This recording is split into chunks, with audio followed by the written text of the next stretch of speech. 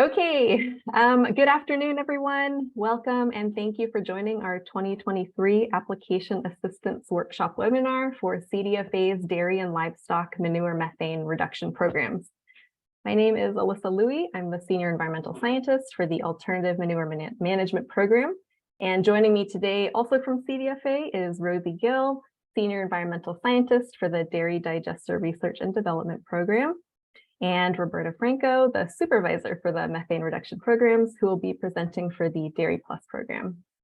We're also joined by Ryan Huft from the California Air Resources Board to help us out with the quantification methodology and benefits calculator tool component of the programs. Just a quick few housekeeping items for Zoom. You should see a chat, raise hand, and Q&A button available at the bottom of your Zoom screen in the control bar. During the presentation, attendees will be muted, but you can feel free to use the chat or the Q&A feature. We strongly recommend using Q&A for questions, as it will help us to document and respond to them. So during times for questions, if you would prefer to ask your question verbally, please use the raise hand function and we'll allow you to unmute yourself, which will show up as a prompt. We are holding this workshop as a joint program webinar, as these programs are pretty closely related and their solicitations are being run on the same timeline. However, we've tried to split each program out into approximately 50-minute blocks so that if you're only here or interested in one or two of the programs, you can join or focus in accordingly. The agendas for both workshops, which will cover the same information, are available on our program web pages. So I'm going to try and put some information in the chat too. We hope to have a little bit of time for questions following each program presentation. And if there happens to be extra time at the end, we can open it back up to general questions on any program. However, in the interest of time and benefit to the whole audience, we would request any more complex or unique situational questions be emailed instead. And if it's appropriate to respond to them, we'll include it in the Q&A postings that'll be accessible on our web pages later. So understanding there is a lot to get through in the allotted time, we do plan to share slides and a recording afterwards. And we will be turning our cameras off for presentation portions just to help it keep things cleaner for posting. And while we will be trying to, again, stay on time as much as possible, we might be drifting a little bit on some of this. So thanks for your understanding and patience.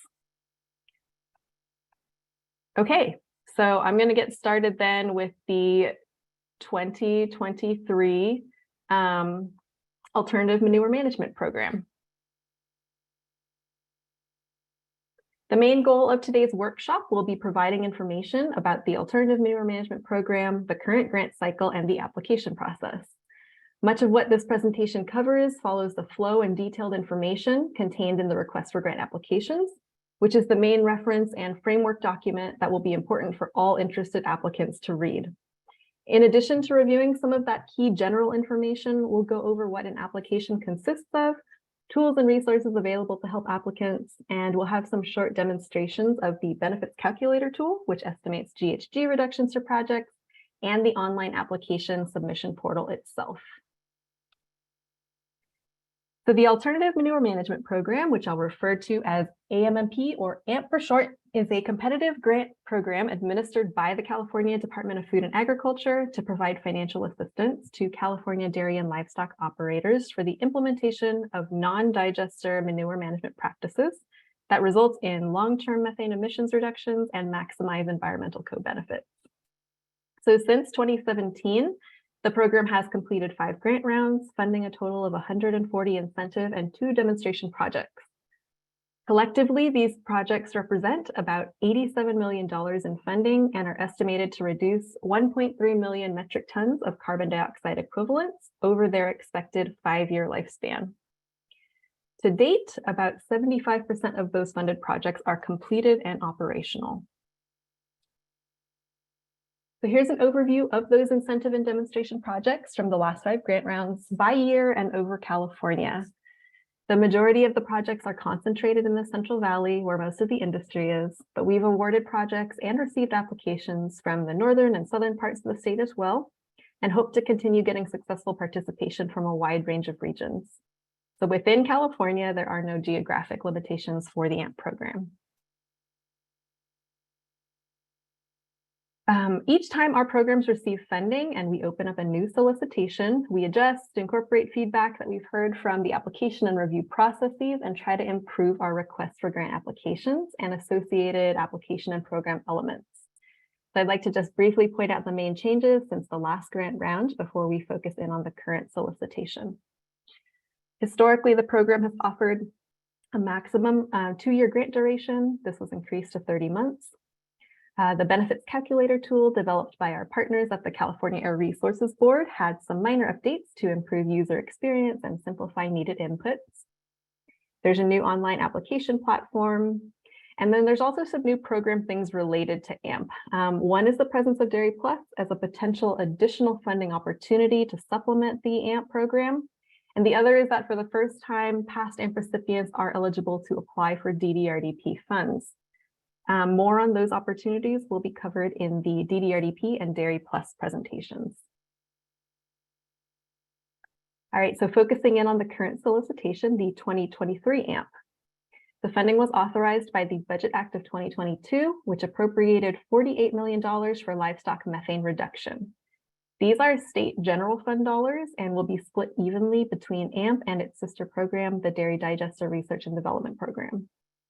The Budget Act of 2022 also appropriated a separate $20 million from the Greenhouse Gas Reduction Fund to AMP specifically. So we're splitting these appropriations across 2 grant rounds and 2 years to help provide more continuous and consistent funding opportunities. And thus another AMP solicitation can be expected in 2024. Based on all of that, the 2023 AMP this year has approximately $20.9 million available for award funds and technical assistance. The maximum amount per AMP grant remains at $750,000 per project, with matching funds encouraged but not required. We've increased the maximum project duration to 30 months instead of 2 years to try and better account for the magnitude of the projects and reduce the number of potential extensions that may be needed. And the current program timeline is shown in the table at the bottom here. An important date to note is the deadline for grant applications, Monday, August 28th at 5 p.m. Pacific time. That application period will be followed by review and award announcement around the end of the year. And the anticipated start date for awarded projects is March 2024. So here's a big picture overview of the solicitation and review process, starting with the application period, which is about 60 days. Submitting a strong proposal means having a good plan, some details in place, maybe even getting a head start on the permitting process. So these are all things that can take a while, as you well know. So please plan to start as early as possible. After the application period, submitted applications undergo administrative review to check that main eligibility criteria have been met and for any major issues like missing required information. And disqualifications may occur at this stage if necessary. The applications then undergo a financial review, which is done to help assess the financial soundness of an organization to successfully complete and sustain a project, especially as grant funding is on a reimbursement basis. And technical review to evaluate things like feasibility of project plans and greenhouse gas emissions reductions. Once projects have their full score, a final funding recommendation is made. And applicants not selected for funding are notified with feedback being provided within 60 days. And applicants selected for an award are also notified and will begin going through the processes to establish a grant agreement, including a pre-project consultation. And those grant agreement processes can take 3 to 4 months.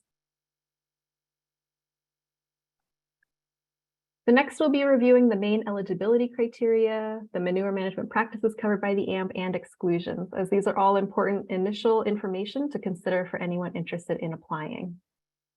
For the AMP program, California farmers, ranchers, and California Native American tribes are eligible to apply.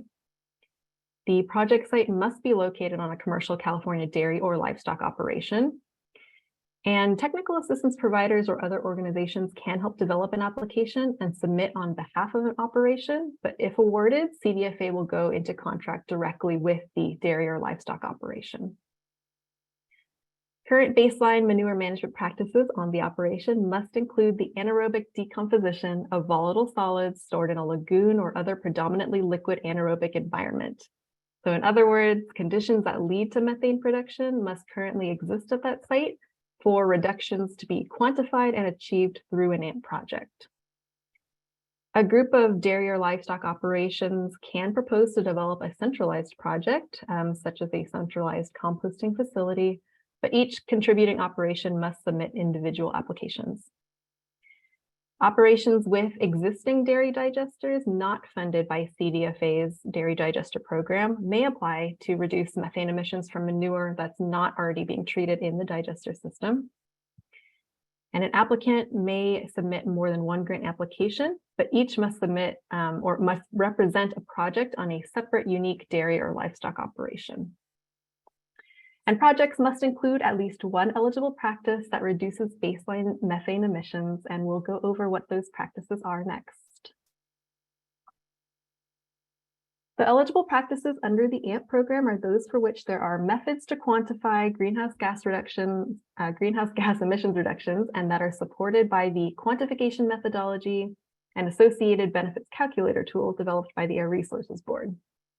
These are expected to reduce methane emissions on a dairy or livestock facility if implemented, generally by reducing the amount of manure that makes it into a wet or anaerobic environment, like a lagoon. So these practices are binned into 4 categories. The first is pasture-based management.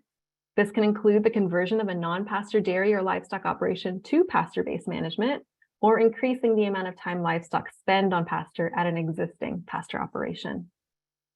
The second is alternative manure treatment and storage, which includes compost-bedded pack barns or slatted floor pit storage.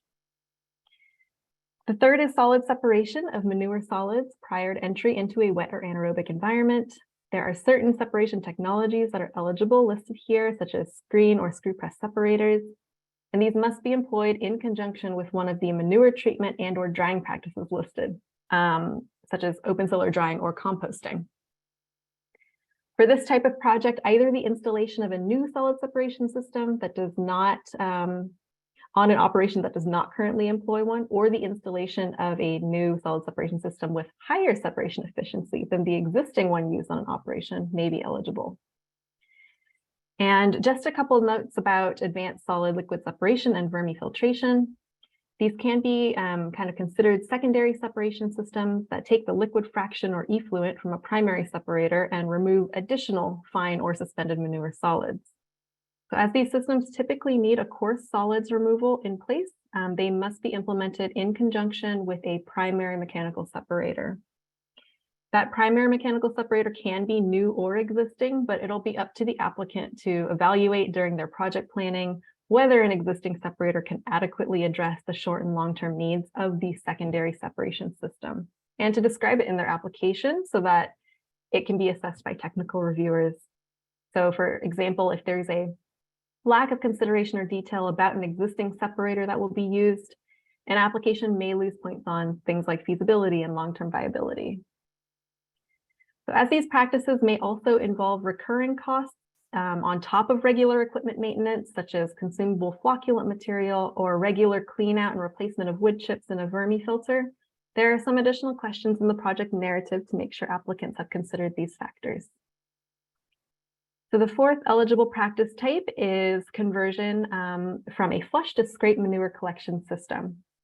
Proposals can be for a full or partial scrape or vacuum, and these collected solids must similarly undergo a treatment or storage process as listed.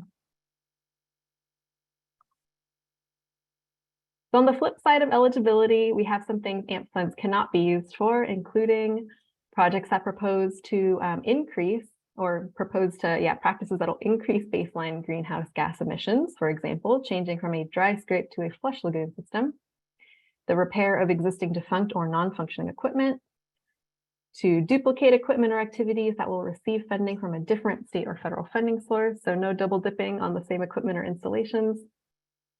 For projects on operations that have already installed a CDFA DDRDP funded anaerobic digester, or on operations that previously received AMP funding. So for the AMP program, it is one AMP funded project per unique dairy or livestock operation still. And for those operations that might already have a non-DDRDP funded digester, AMP funds cannot be used to treat the digested manure material or digestate. There are some other program requirements and limitations described in the RGA to be aware of, such as expectations around permitting compliance, allowable and unallowable costs, that proposed technology should be commercially available and not in pilot or research phase. Projects can include nutrient management technology if it's in addition to an AMP-eligible manure methane reduction practice, and that post-project annual reporting is required. So as I won't be going into these in great detail, this is just another reminder that we strongly encourage reviewing the RGA carefully before preparing an application. So moving on to how to apply. Applicants will be required to complete and submit their applications online. Different this year, the platform being used is Amplifund instead of WiseHive, if some of you applied in previous years. A link to the 2023 AMP application is on our webpage, and you will need to create an account to apply. So next, I'll go over what makes up an application, and I'll do a demonstration navigating the portal later. So the online application is going to consist of two main parts. Project information, which is a short, basic information form that's built into every Amplifund application. And application forms, where you'll find the main program application. And that's what some of you may be more familiar with from past rounds. So this is going to request applicant and project information and has 5 main sections to complete, which involves some questions within the application itself, as well as places to upload attachments. So there are both required and optional attachments, and some have templates to use. Links to those templates can be found in the RGA, on our AMP website, and in the online application form itself. Some great references for seeing the application sections, learning more about what each section is about, and what attachments are needed in those sections are in the RGA grant application questions and attachments section and the AMP questionnaire preview.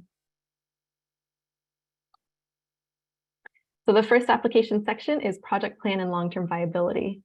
This section includes questions about the practice being proposed and the anticipated start and end dates for a project.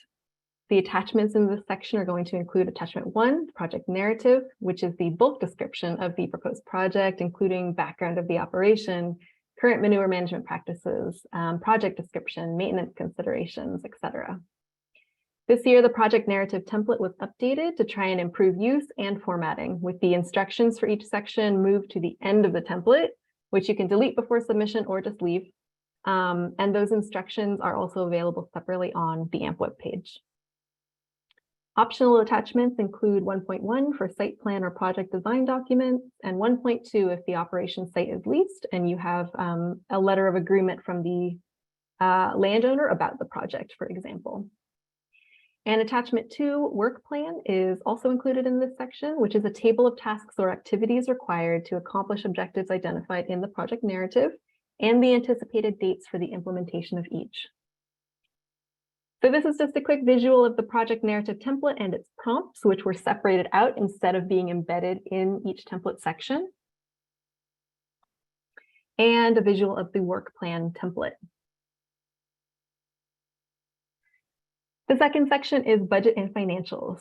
Questions in the application include grant amount requested, matching funds provided, if any, and a breakdown of expense type.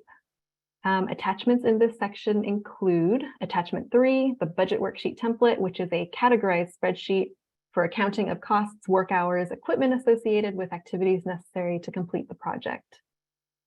If applicable, but strongly encouraged, is attachment 3.1, bids, quotes, estimates to support what shows up in that budget worksheet. And attachment 4, financials. So there's no template for this one. Applicants can choose what documents to include as a PDF. These are documents to help demonstrate the organization's financial strength and whether a project is likely to be successfully completed, as well as sustained past the grant term, and if costs can be tolerated while waiting for reimbursement. So documents could include CPA auditors' reports, tax returns, or financing letters, such as from a banking institution for the project. Only our CDFA audits office conducts this portion of review, and the information is kept confidential.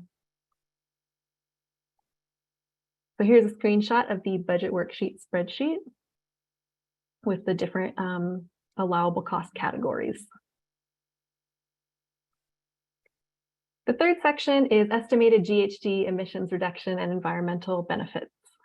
Questions in this section will be for livestock types and numbers included in the project boundary, as well as greenhouse gas reduction and co-benefit summary data.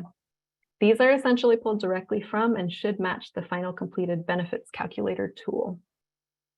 So the attachments include attachment 5, the benefits calculator tool, which we'll look at in more detail soon. Attachment 5.1 is optional, but again, strongly encouraged.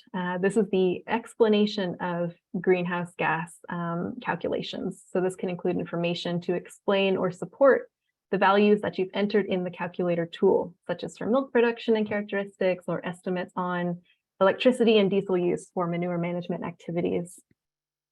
Attachment 6 is new, the environmental co-benefits template. Instead of asking the question about additional environmental co-benefits within the application, where it was easy to overlook during review compared to other specific section attachments, it has just been exported to a Word document instead. So here's a visual of where you can download the most recent benefits calculator tool and view the quantification methodology if interested. A tab of the tool itself, which again, we'll look at closer later, and the environmental co-benefits template. The fourth section is project readiness. There are no application questions here, just attachments, which is because we extracted all of those past permitting questions into a Word document template as well. So the attachments in this section are attachment 7, project readiness, which contains questions about what permits may be required for the project's new installations or construction or composting activities. And optional is attachment 7.1 for permitting documents to support the responses to the project readiness template itself. This can include things like permit applications, already issued permits for the project if they are there, or an operations existing permit to operate, or communications with agencies or references to local rules if permits are perhaps not required. So one important note here, permit requirements vary based on numerous factors, type of project, location, and not all permits need to be in place upon application submission. However, applicants should still demonstrate knowledge of permits that are required and indicate how far along they may be in the permitting process. Applications that demonstrate a higher degree of project readiness may be eligible for a higher score under this criterion. The fifth and last section is benefits to priority populations. The questions in the application are essentially a direct reflection of the California Climate Investments Waste Diversion and Utilization Project Type Benefits Criteria Table. And this helps us evaluate if projects will contribute meaningful benefits, such as reduction of odors and criteria air pollutants, to disadvantaged or low-income communities. The attachments are optional and are there to support responses to the questions and benefits the project may provide. So in this section as well, projects are not required to provide benefits to priority populations. However, projects that are determined to be providing benefits based on the responses to the application questions are eligible to receive additional points during the review process. So a visual of the project readiness template. Again, the questions have not really changed for this. They're just in a Word document instead of directly in the application. And on the right, an example of the benefits to priority population criteria table and questions. So related to all of those sections above is the scoring criteria. AMP applications, once submitted, are evaluated as described before through a multiple level financial and technical review. And this shows the point breakdown for how those application sections and elements are scored. Details on the criteria being considered within each of these scoring sections can be found in the Request for Grant Applications, Appendix E, Detailed Scoring Criteria. So related to proposal evaluation, here's just a few quick points on general successful elements from past application rounds. Consistency through the application and across attachments. Detail and clarity, such as addressing all applicable prompts, making sure there's sufficient description for reviewers to understand both the existing operations, manure management, and what the project will change. Showing the thought put into planning and designing the components. So in the project narrative, this might include discussion on barn design, maintenance steps and plans, showing an understanding of the composting process, or calculations that went into determining the size of a drying area based on the amount of manure solids expected. In the budget worksheet, this could include sufficient itemization and breakdown of anticipated costs and good descriptions to match those items. Including supporting documentation. So while you saw certain attachments are optional or as applicable, they can be very helpful to support answers and attachments or the sources of data and calculations. So just remember, reviewers are coming in objectively and aren't familiar with a particular operation or the variety of requirements across counties or for project type. So generally, the more information is as helpful to them. And operation-specific examples for how the implemented project is expected to impact the operation itself or the community can help an application stand out rather than like general copy-paste type language about benefits. So with that, Ryan's going to help present a little bit more about the benefits calculator tool. Great, thank you, Alyssa. Thank you all. We have created a tool to estimate the benefits for the AMP program. What this tool does is looks at the baseline and compares it to the project installation and the impacts to avoided methane. If you have specific questions as you're filling out the tool, you can use the GGRF program at arb.ca.gov. Any question you have there will come to me and I will get back to you. And you can download the tool there at www.arb.ca.gov/CCI resources. Next slide, please. We didn't change a whole lot this round for the AMP tool, but we did include a few minor changes. The biggest one was new options for calculating pasture time. We have months per year and hours per day now. We updated the energy corrected milk equation to remove lactose percentage. And we updated the compost production for vermifiltration.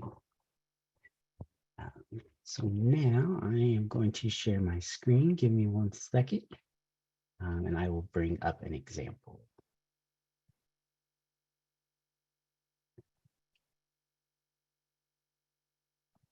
All right.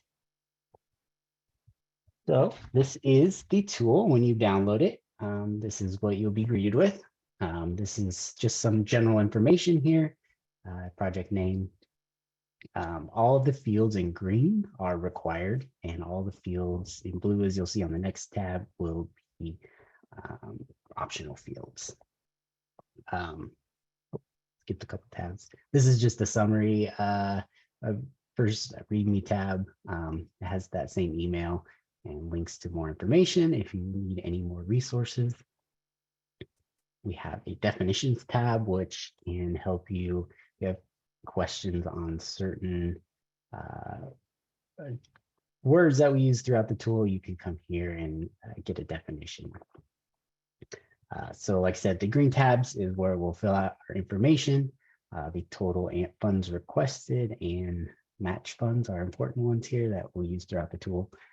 And then the rest is your general information. So this is the bulk of the tool. The one thing I do want to mention here is we have a user guide. It has 4 project examples, which will take you here. So we have a user guide and it's a PDF, and there's step-by-step instructions along with 4 different examples. We have a compost bedded pack barn, solid separation, conversion from flush to scrape, and aerated vermifiltration system. So those are just 4 examples. If you have specific questions, you can always ask me, but yeah. So let me go back to the tool. So yeah, now I'll just kind of walk through the different inputs that are required. Location is based on your county. There's drop-down menus for most of these inputs, and you can come in here and select which county you're in. So we'll have Tulare for this example. The next one is your livestock population. Again, these are all drop-down menus. Go ahead and select your categories that you have on the dairy, as well as the animal population. Put those in over here. The next piece we need is the dairy applicant information about the milk. So as I said, we took away the lactose, so now we just need the fat percentage and protein percentage, as well as how much milk is produced pounds per cow per day on average. The next section here is where you'll enter in your practices. So this first column here is your baseline. So whatever you're currently doing. For this example, we're using a flush system. You'll see some of these are black, and depending on what you select here, for example, this one opens up if you're, have a partial scrape, and it asks you to put in a percentage. But this will go away if you're not using that selection. So just keep that in mind, that some of these cells will turn black or green or blue depending on your selections that you pick. Number of months per year for livestock spent at pasture, you can enter in numbers here, and then number of hours per day. This was one of the new inputs that we had this time. Next, you'll pick your solid separation. So we have 1 and 2 stages, depending on what your system looks like. For this example, we have a stationary screen in the baseline, but no secondary stage here. And then you select what you are doing with those separated solids. There's lots of different options here for you to choose from. For this example, we're composting them. We ask if a flocculant is used to increase your separation efficiency while you're separating those solids. This is just a drop down yes or no. And then these last 2 inputs are asking about your energy consumption. So how much electricity is used that is associated with manure management in megawatt hours per year on average over the last 12 months, and diesel fuel. So you input those, and like I said, first column is baseline, and then this second column is your proposed project. So what will the proposed project look like when you implement it? So for this example, there's lots of choices here, but again, for this example, we're doing solid separation with composting. We still have the flush system. And we're adding a centrifuge. So we're keeping the stationary screen, but adding a centrifuge. So now we have both a primary and secondary stage separation. Along with that, our electricity consumption went up a little bit, and diesel fuel consumption went down a little bit. This last section here is asking you to list out what the stationary mobile sources associated with manure management activities are. So this, you can type in a just short description here, what type of fuel they're using. So there's a few different options here, and whether the emissions will decrease or increase, or it's a new source. Once you have the tool filled out, you can go to GHG summary. Make it a little bigger here, and you will get the estimated GHG reductions based on the inputs, as well as a quick summary of the requested dollars and GHG per dollar. So just a quick breakdown. And there's also a summary of the co-benefits. So look a little bigger again. These are the criteria and toxic air pollutants. Anything local is directly on the dairy. Anything remote is something that takes place off the dairy, like if you're increasing or decreasing your electricity usage, that's generally at the grid and a remote source.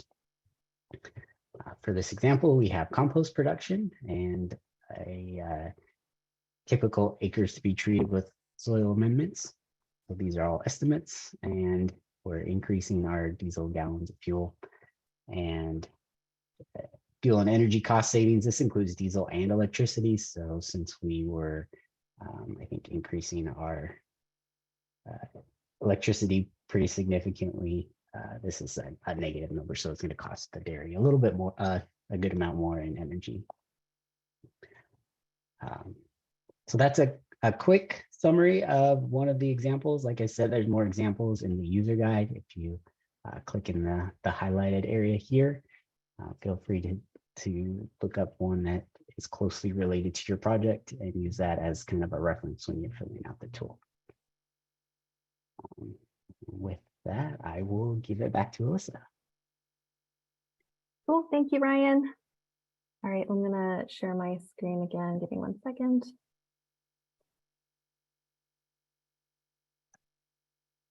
Okay, I think that has loaded up. So thanks again for that overview and example.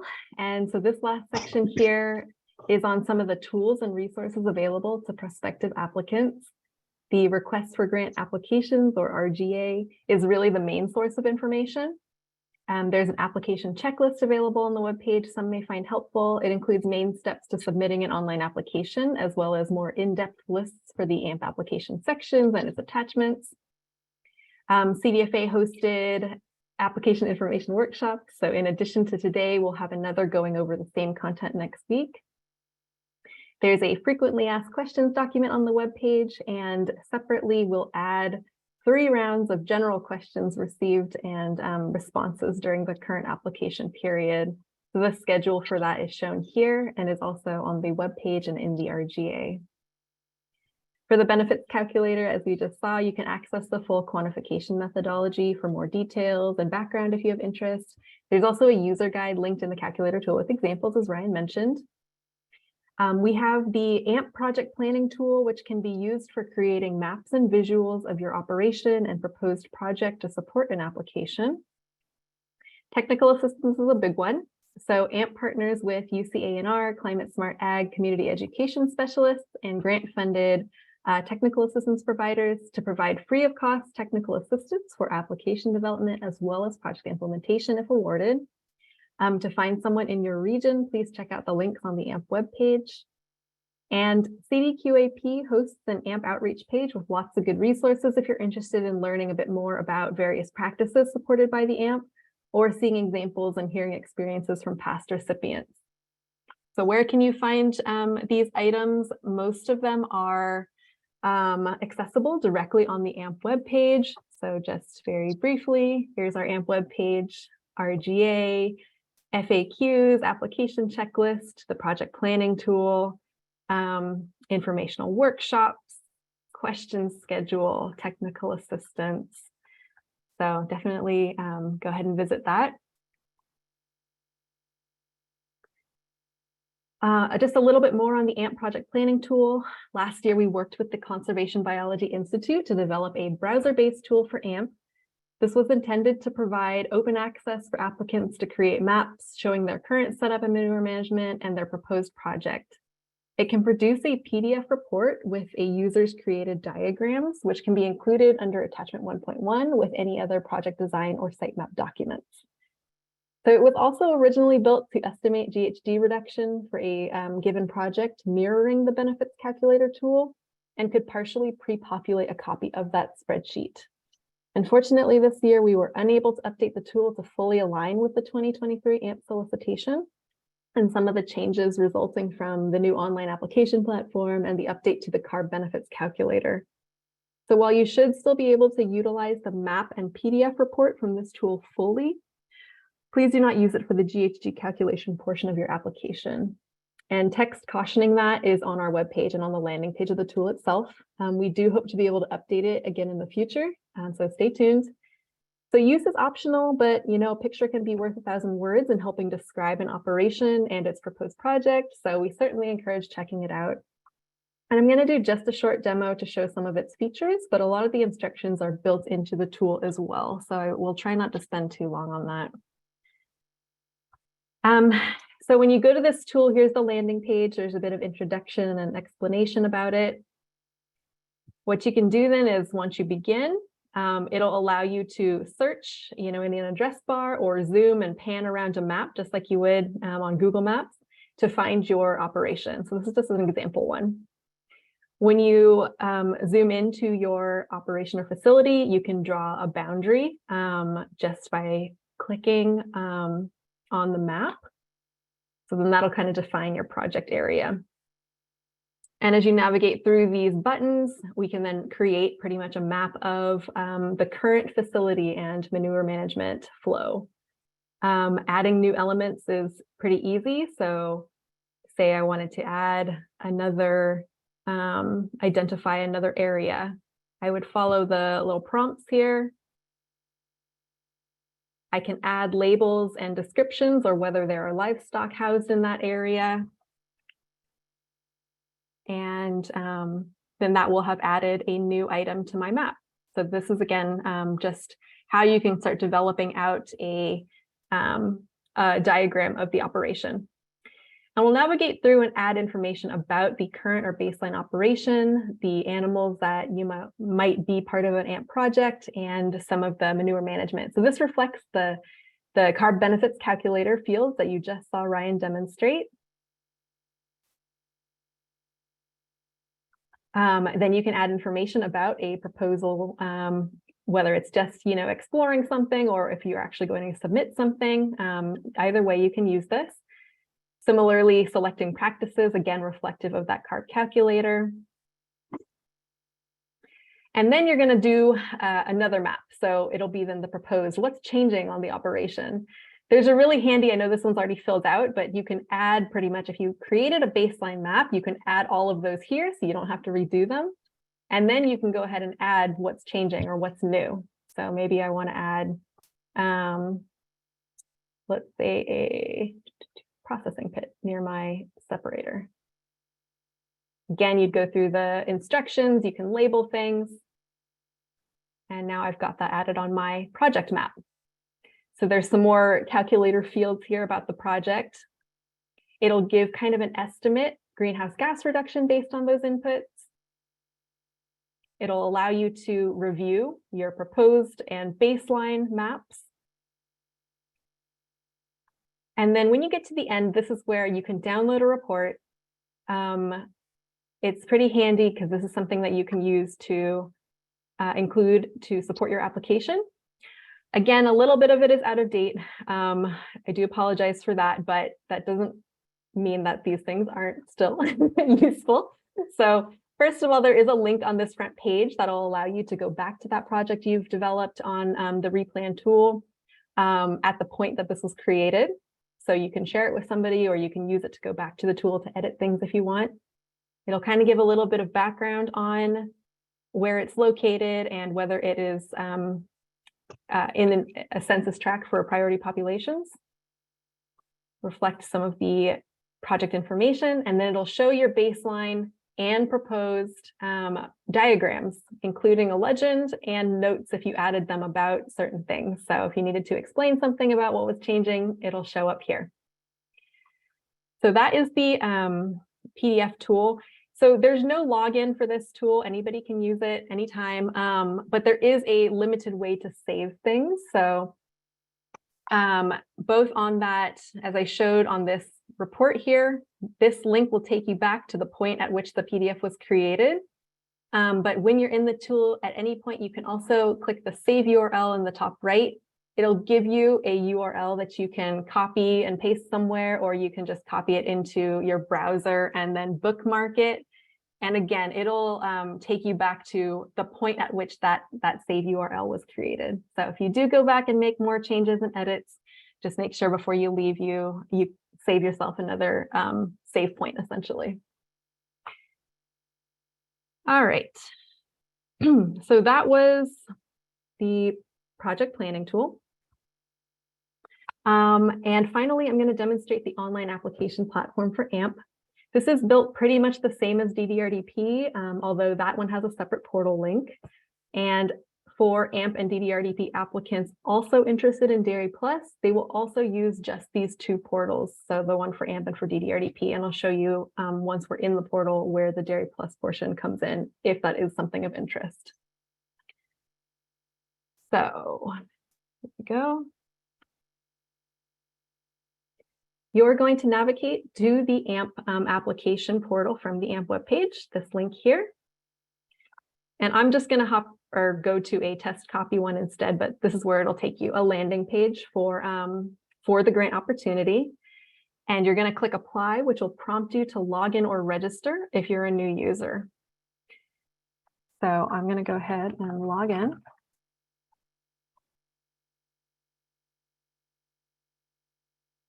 All right, so I've logged in and then I'm going to click apply. So if this is the first application you've started, it'll just take you to the application screen. But if you perhaps have multiple applications that you've started, submitted, something's in progress, they will show up here. You can see the status and the name. So if I wanted to start a new application, just completely new, I can click that. Otherwise, I can go back to one of the ones that might be in progress. So I'm going to go ahead and go to one of my in progress ones. I first just want to show you these four kind of page buttons up at the top to navigate through this overall application. You can move between these at will. You don't have to complete one sequentially before moving to the other. So this first opportunity details page is just shows the information about the grant, same pretty much like you saw on the landing page. As you may notice, the default text can be a little bit small. No doubt it is for this webinar, but one suggestion for comfort or user ease as you're going through this is just to zoom your browser view. This might be in settings somewhere. So if I want to zoom in a little bit, or you can hold Control and use the plus or minus key to zoom in or zoom out. All right, so that was opportunity details. Project information is the next little page. This is a fairly short page and is a required part of all Amplifund applications. Some items of note is the application name up here and the primary contact information name. Those will be some of the primary identifiers for the project within the Amplifund system. And those are going to show up, for example, in submission confirmation emails. As a result, I think it would be helpful generally to have a unique operation name be the application name, or at least part of the application name, such as Pippin Dairy or Pippin Dairy's AMP project, to help with that identification for you. And under application forms then, this is where you'll see a link for the main program application. And I'll go through this more in a bit. You'll also notice there's a status here. If nothing has been done, it hasn't been, changed, saved, anything, it'll say new here. If I've drafted something and saved, it'll say in progress. So that may be helpful. And the last main kind of page or button up here is the submit one. So this is going to be grayed out until you've successfully completed and marked as complete any fillable pages. So in this case, project information or application forms. You can see the submit button's grayed out here, and it's told me that things aren't complete. When you do finally submit an application, the primary contact identified on the project information page should receive an automated email from the system. Please note that emails entered under the application forms, such as your typical submitter information or applicant information, will not automatically receive a notification about submission. So that brings me back to some of the other important user functions, like the save button. You'll see it at the top and at the bottom. Save often, as the system will initiate a timeout of your session periodically, even if you're somewhat around. I know that's not great. You'll also see a mark as complete button down here. Once you've filled in all required fields, which are noted with an asterisk by the question, it'll allow you to mark a section as complete. And you'll need to have this marked on both the project information page and the application form page before it'll allow submission. So if I went ahead and decided to mark this as complete, now you'll see, first of all, that this has turned into a check above project information because I've marked it as complete. And under the submit page, you'll notice it's no longer telling me my project information is not complete. It's only still flagging me about application forms. If you wanted to unflag it as complete or change something, you can just click mark as in progress and it will put you back, revert your status there. Okay, so the program application itself. Let's go into application forms and program application. Here's where you'll see sections for application, applicant information, additional applicant information, and general project information, such as the location and assembly and Senate member and district. And next is the application category section. So you'll want to read the instructions for what to select based on what you're applying for, but it's fairly intuitive. If you're applying for the 2023 AMP, you're going to select yes here. If you're applying for 2023 Dairy Plus, you'll select yes. If you're only applying for one or the other, select yes for the one you want and no for the other. And if you're applying for both, yes on both. So you can play around with this initially if you want. Just be careful because once you've selected yes on one and maybe entered some information into that, if you make it go away by clicking no and you've that it may not save that information if you then put it back and populated it again. So I'm going to click yes for the 2023 AMP and you'll see that the various application sections have populated below now. And you'll find familiar some of the sections we talked about. There are fill-in or drop-down type questions to respond to here, as well as areas for file attachments. And so when you come across links, whether it's to the request for grant applications, the priority populations map, the Senate Assembly District Finder tool, it's recommended to open them in a new tab just so that it doesn't take you away from this page and potentially lose your data. You can do this by right-clicking a link and selecting open in new tab. Or if you want a shortcut, hold the control button and left-click your link. So you'll see that it's opened in new tabs for me. So just a recommendation. As I scroll down, you'll see the AMP application sections we reviewed, budget and financials, greenhouse gas reduction, project readiness benefits to priority populations, and as usual, our save and mark as complete buttons down here. So if I also wanted to apply for Dairy Plus in addition to AMP, that's where I would come here and say yes, right? And what you'll find then is instead of us getting down to the end of the AMP application, the Dairy Plus sections will populate down here. So that's all that is there. And you'll just go through and fill those out. Same thing, save, mark as complete when you're done. Let me see. I wanted to show you. So when you're back on your main page, once an application has been submitted, oops, not that one. Once an application has been submitted, so I'm going to go into a submitted version of an application, you may see a withdraw option. Don't click this unless you actually want to fully withdraw your application from the solicitation. Say you decided you don't want to apply anymore. The system does not currently reallow submission of a withdrawn application from what we can tell. So if you have submitted an application and need to make a correction or edit before the application deadline occurs, you can email the program. We're working on being able to reopen an application on the back end, but you won't likely be able to do this yourself. And of course, if reopening is necessary, it will be your responsibility to make sure it's fully resubmitted by the application deadline. One last note is when you're logged in, you can see your account information by clicking your name in the upper right and going to account information. There is an applications tab in here where you can also see a list of applications that you've started or submitted with your account across grant opportunities. So that can be really helpful too. Okay. I think that is it for my demonstration. And I'm barely on the edge of time. So let me recruit Roberta's help. Do we have anything in the Q&A or the chat, or we can maybe have time to take a quick question or two? Otherwise, we'll move on to the DDRDP section. No, so we don't have any questions on the chat or Q&A at the moment. Okay.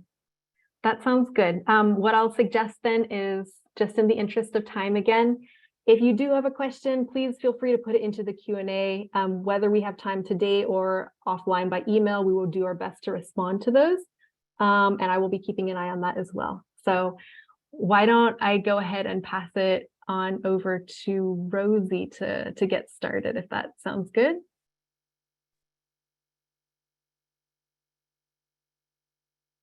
Oops, I didn't even show my questions page. Sorry about that.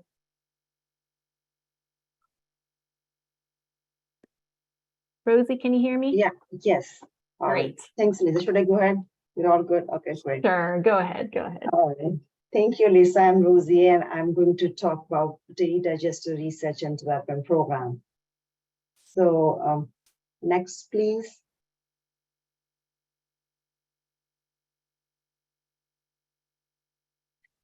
So the main focus of the today's workshop will be providing information about the DDRDP program, which is also, as I said, Dairy Digester Research and Development Program, about the current grant cycles, application process. So this presentation will cover the detailed information about the request for grant applications, which is also called RGA, which is the main reference and document, which is essential for all the interested applicants to read. So I will talk about DDRDP program overview, updates, grant funding and durations, including the information on grant solicitation and general solicitation process. So I will also show an overview of the application, sections, attachment, scoring criteria, online application platform. As Elisa already discussed, the platform structure is basically same for both DDRDP and AMMP. So I'm not going to go ahead into the demo, but I have some screenshots for that. So we will have a demonstrations on DDRDP benefit calculator tool from the Ryan. So he's going to give some example, the similar way he did for the AMP. So this tool helps us to estimate GHG emission reductions for a DDRDP project. Next, please. The Dairy Digester Research and Development Program is a competitive grant solicitation process, which is administered by the California Department of Food and Agriculture, CDFA. So the goal of the program is to award funds to California dairy operation and dairy developer for the implementation of anaerobic dairy digesters that result in long-term significant methane emission reduction and minimize or reduce adverse environmental impact on California dairies. So this program started in 2014 and going strong. And so far we have 6 funding cycles and DDRDP funded 130 incentives and 1 demonstration project on California dairies. So which makes a total of 131 projects. DDRDP grants provide up to $1.6 million and with 50% of matching funds are required. So far, DDRDP awarded around $214 million with matching fund of 432. And these projects are responsible once completed and operational for reduction of almost 2.3 million metric tons of CO2 equivalent reduced per year. Next, please. So here is a map showing the overall geographic distribution of the DDRDP projects funded through this program so far. On the left-hand side, you can see how these projects, they are split into different years from 2015 to 2022. And majority of the DDRDP projects, they are concentrated in the Central Valley of California. Out of 131 total projects, about 9 projects, which counts for 7% of projects, they are generating electricity from biogas, and remaining 122 projects, which counts for 93% of projects, they are generating natural gas, which is also called RNG for fuel. So till today, we have 60% of these projects are completed and they're operational. Next, please. So every time our program, they receive funding and we open up the new solicitation process, we get the feedback from the reviewers from the last year's publics and questions and all that. We try to incorporate everything and to approve our request for grant applications. We update RGA and template accordingly and other required parameter of the application process. So here I'm just gonna quickly walk through the main changes we had from last year before I start focusing on this on the current solicitation. So this year we are generally we have like 2 years of project duration, but this year it's increased up to 30 months. So that we have the benefit calculator tool developed by our collaborator Ryan at the California Air Research Board. Have some update, and Ryan is going to talk about that by the end of this talk. So we have new application platform, as Elisa already discussed that. So this is called Amplifund, and here is a link for the Amplifund user guide. So this is very helpful if you need that. You can use that as a reference. And there are some other program changes related to DDRDP happen this year. So we have new program JD Plus, which has a potential additional funding opportunity to supplement the DDRDP program. And also, secondly, this is the first time we are allowing past AMP recipient to apply for DDRDP fund. So I'm going to talk more about that in the coming slides. Next, please. So let's quickly talk about the current 2023 DDRDP solicitations. So 2023 funding was authorized by the Budget Act of 2022, which appropriated almost $48 million for livestock methane reductions. So these are the state fund, which will be split evenly between DDRDP and the sister program AMP. As Elisa already talked about the splitting of the funding across 2 grant rounds, as well as across 2 years to help provide that more continuation funding availability for 2 years. So we are expecting another year of solicitation for DDRDP program that's going to happen next year. So based on this information, this year in 2023, we have approximately $11.4 million available for award funds for DDRDP program. So maximum amount for DDRDP grant is $1.6 million per project, with 50% of matching funds are required. For example, if an applicant requests $1.6 million from CDFA, then the total project cost should equal or exceed $3.2 million in total. So we have an increased maximum project duration from 30 months instead of the 2 years, just to better accommodate the enormity of our projects and reduce the number of unnecessary project extensions. Next, please. Rosie, would you try and speak just a little bit louder? The audio is a little bit fuzzy. Thank you. Okay, just let me check my. Okay, all right. Yeah, so can you hear me, Lisa, now better? Yeah, I think it sounds a little bit better. Okay, Yeah, thanks, okay, Rosie. great. Okay. Yeah, so we have this year. This is a new we have this year. In this slide, I'm going to talk about how we allow the past AMP recipient they are eligible to apply for DDRDP fund to further improve their manure methane emission reductions.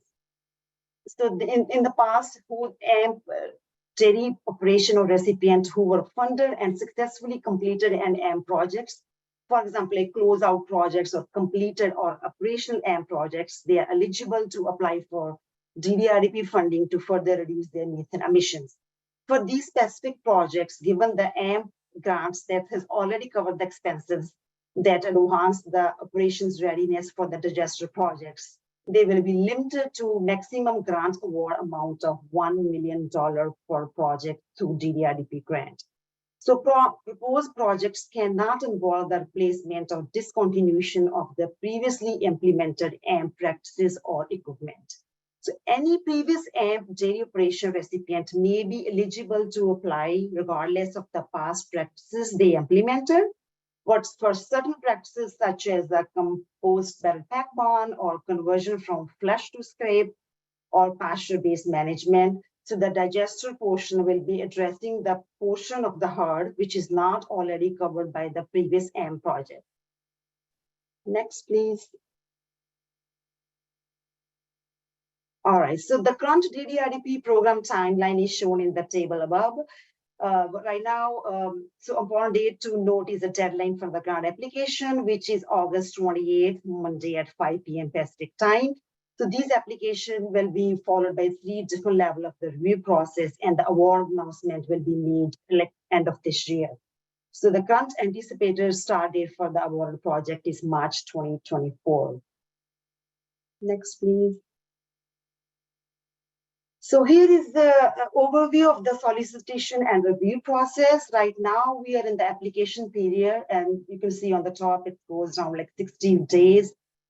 For grant application, the review process consists of 3 different levels, as I already mentioned: administrative review, financial review, and technical review. And all these applications, once we receive these applications, they undergo the administrative review, which is internal review to just make sure to see we have everything is all the required information, attachment, everything is there. And the next level of review is a financial review. This is more like internal review, which help to assess the financial soundness of a project, like if the organization or applicant, they are successfully able to complete the project or sustain the project, especially our grant funding, because our grant funding is on the reimbursement basis. And the last level of review is a technical review process. Academic expert and colleague from other state and agency, they serve as a technical reviewer, and then they review GHG emission reduction and calculation, as well as other applicant section parameters. So once all the application, they go through all different level of the review, we have the full score, and we just go with the final funding recommendations are made. Then all the applicants, they are notified about the status of their applications. So applicant which are not selected for the funding, they are given the feedback letters within 60 days, and applicants who got awarded, they will be notified, and the CDFA will initiate the grant agreement process. So the grant agreement package will, which includes the specific instructions and award requirements. These package, the whole grant agreement process can take around like 3 to 4 months. So once the grant agreement is executed, the project implementation can begin. Next, please. All right, so next we'll focus on the eligibility and exclusion section for the DDRDP. So these are the main important information about this information that potential applicants should be aware of. I'm just going to go briefly here, but please refer to request for grant application for the detailed information on eligibility. So the project must be located in commercial California dairy operations. So multiple applicants, they are allowed, but each application should have its own digester at a unique site. New submitting organizations are also eligible this year for additional 5 points. So defunct digesters, which are defunct for a minimum of 12 months, they were constructed in the past and have been entirely non-functional and never been used due to some construction or technical issues. They are eligible to apply for this program, but they has to be defunct for at least 12 months. So once the project has been awarded with the DDRDP fund, the project cannot change or alter their biogas end use, can change their herd size or ownership or partnership entity of the dairies. Next, please. So for the exclusion section, DDRDP funds can't be used for upgrading the existing functional dairy digester to boost their GHG emission reductions or energy productions, or switching the existing manure management practices to some of the other practices to increase their baseline for GHG emission reduction. For example, switching from dairy scrape to flush lagoon system, or duplicating equipment or activity which are receiving funding already from other resources or pilot projects. They are not eligible for DDRDP funds. Or dairy patients which previously received DDRDP grant or successfully completed a project, and the previous DDRDP recipient with incomplete, expired, or failed projects may not reapply for 5 years. This is changed this year from 3 to 5 after the time the project was closed out. We are still allowing biogas conditioning and cleanup costs are allowable under the 2023 DDRDP program. Next, please. Here's some of the program requirements. Just wanted to share a few of the program requirements in the summary, and another reminder that this information and a lot more information about the program requirements, they are available in the RGA, and that's available on the DDRDP webpage. And we strongly encourage applicants who are interested in the program to go through that. Flaring as is sole biogas end use is not eligible for the grant award. At least 80% of the feedstock for anaerobic digestion must be manure from the dairy livestock, and 20% of dry weight can come from other substrates such as dairy processing waste, including whey or other agricultural waste. So make sure to use the commercially available technology with proven operational history for capturing the methane on the farm. Next, please. All right, so we make sure to improve and maximize the water quality by ensuring double-line lagoon with tier 1 specification or above ground tanks or below ground tanks constructed of concrete or suitable impermeable and corrosive resistant material. And we also keep in mind about the air quality, especially for the electricity projects. There's a limit on nitrogen oxide emissions. And projects may propose to include nutrient management technology, for example, to help to manage the excess of the nitrogen on the farm, but they can't be standalone projects. These projects can be reimbursed for equipment and implementation cost of nutrient management technology. So in the coming slides, I'm going to talk a little bit about the portal. And again, I just, like as Lisa already talked about the portal, I just have some screenshots for you guys to go through. Okay, next, please. All right, so applicant will be required to complete and submit their applications, DDRDP application or Dairy Plus, if you're applying for both, through an online portal. This year, the application submission portal is Amplifund. After navigating to the opportunity page, which you can find the link on the DDRDP web page, you can click on the link and that will pop up to register or log in. And then you will see this page on the right-hand side and you can start applying for your application process. And there's a link for the Amplifund user guide, and you can always, they have some examples to see how to create a login, how you can access the program. So that might be helpful for you. So in the DDRDP application sections required, there's the two application section, as Elisa already mentioned, for DDRDP and Dairy Plus. If you're interested in either one, you can apply. So there's required fields to fill in. You can upload your attachment. You can always save your draft and come back again. When you're 100% sure you are done, and you can click and submit your applications. When successfully submitted the application, you will accept a confirmation email from the Amplifund section that your application is received, is gone. Just want to emphasize that the basic structure and the function is the same as an AMP, as Lisa already did the demonstration for that part.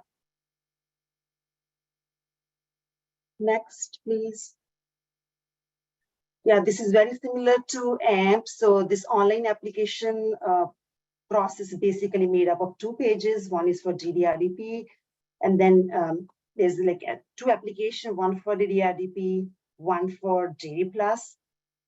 And the first page, project information, that's the basic information page, but that's built into every Amplifund application, and we are unable to edit and remove that page.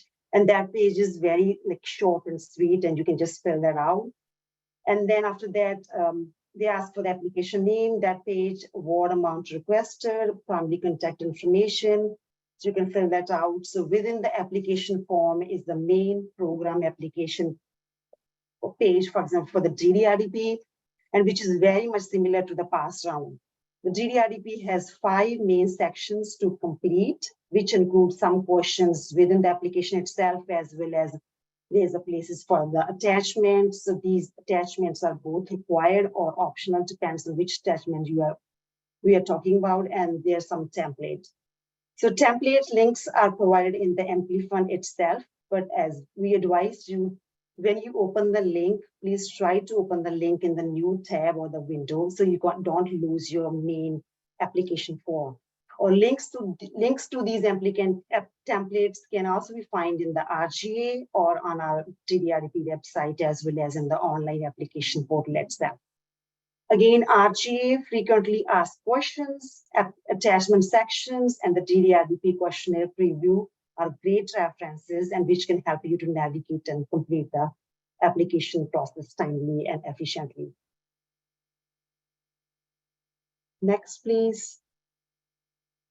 So yeah, we just decided to add this slide based on the queries we are getting in DDRDP inbox about the multiple application by a single entity. Yes, so an entity can create an account with one email address, and you can submit multiple applications under one account. If you can see on right-hand side, so one application is already submitted, and if you are interested to submit like more than one, maybe 2 or 3, you can just start the new application right here. So you don't have to make like number of different email address. So basically, you just need one email address to submit more than one application. Next, please. So these are the different categories. Different categories or sections you will find in DDRDP online application form, and this information will be used by CDFA to track and sort different projects. Next, please. So from now onward, I'm going to talk a little bit about the attachments and supporting documents. So the first one is attachment number 1 is project narrative template. So this template should detail the history and background of the dairy operation, the type of a digester to be used in the proposal, plans for renewable power or low carbon fuel, site control, operations, maintenance, organizations of the project team, and experience. So this attachment has 3 different supporting documents. So attachment number 2 is work plan. It must be clearly and concisely describe the task and activity required to accomplish goals, objective in the proposed project narratives. It must identify measurable target and timeline and include an evaluation component to measure the success of the project and determine whether the project objectives were accomplished. Next, please. So attachment number 3 is a budget worksheet template. It has one supporting document 3.1. The applicant must provide the clear accounting of cost, work hours, equipment associated, bids with all activity necessary to complete the projects. Applicants must identify 2023 DDRDP funds requested, the source and amount of matching funds or cash, in-kind contribution, some state or federal funds, and all other funding sources which are necessary to complete the projects. Attachment number 4 is financial, and this attachment does not have a template because there could be the multiple document that you can submit to complete this requirement. And this attachment is kept confidential, only used by our audit to access, to see if to use for the financial review portion of our projects. So project partner, it's really important here. Project partner must not have filed for bankruptcy in the last 5 years. So application won't be able to consider for award in this case. Next, please. All right, attachment number 5 is benefit calculator tool. And I'm gonna go through this tool, I think, by the end of this presentations. So and this attachment has only one supporting document, that's 5.5, explanation and exemption of GHG calculations, if applicable. And this attachment, you need to give more explanation about the assumptions made on the calculator tools, for example, herd size, electricity and diesel consumptions, model and type of the vehicle used, etc. So project readiness templates.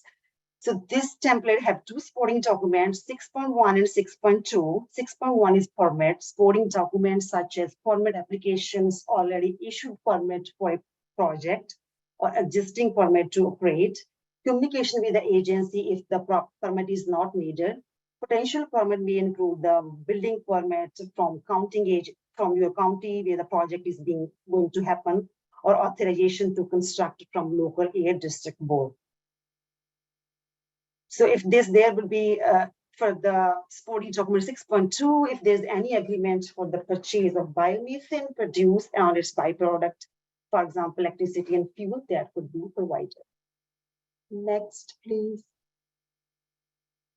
So attachment number 7 is environment performance template. It should describe proposes the project's impact on criteria pollutant, for example, nitrogen NOx, toxic air contaminant, hazardous air pollutants. So provide an explanation of additional benefits such as water conservation, water storage, groundwater safety, water quality improvement, efficient water uses, and reduction of the odor, etc. Also, the applicants need to clarify and discuss if the project is going to result in any impact to the environment or local community. And then we have only one supporting document for this, and the community impact template describe how a proposed project can create an economic benefit in the community. And this attachment is accomplished with supporting DIL 8.2, 8.1, and 8.2. Next, please. So community outreach is a very crucial part of DDRDP applications. Community outreach effort must have occurred a maximum of 12 months prior to the application submission deadline. Community outreach efforts must occur within the local community or county where the project is proposed. We encourage the applicant to discuss any negative environment impact and explain the mitigation measures that will be implemented for the specific projects. So in-person community meetings are required, and additional metrics should be provided if the outreach happened through other social media platforms. So comprehensive records of the meeting which held for individual project or for each specific project in a cluster should be provided, which is including but not limited to the method of notifications, dates, times, location, attendance, meeting notes, or any kind of translation or childcare services provided. And the very crucial part is a video recording. So this is a new this year. So video recording links for accessing the meeting recordings can be provided in the community impact template. Next, please. So here is the scoring criteria that will be used to evaluate the submitted applications. So once DDRDP application, they are submitted and evaluated as described through the 3 different levels of the review process. And over here in this table, we have a breakdown of how these application sections and categories are scored.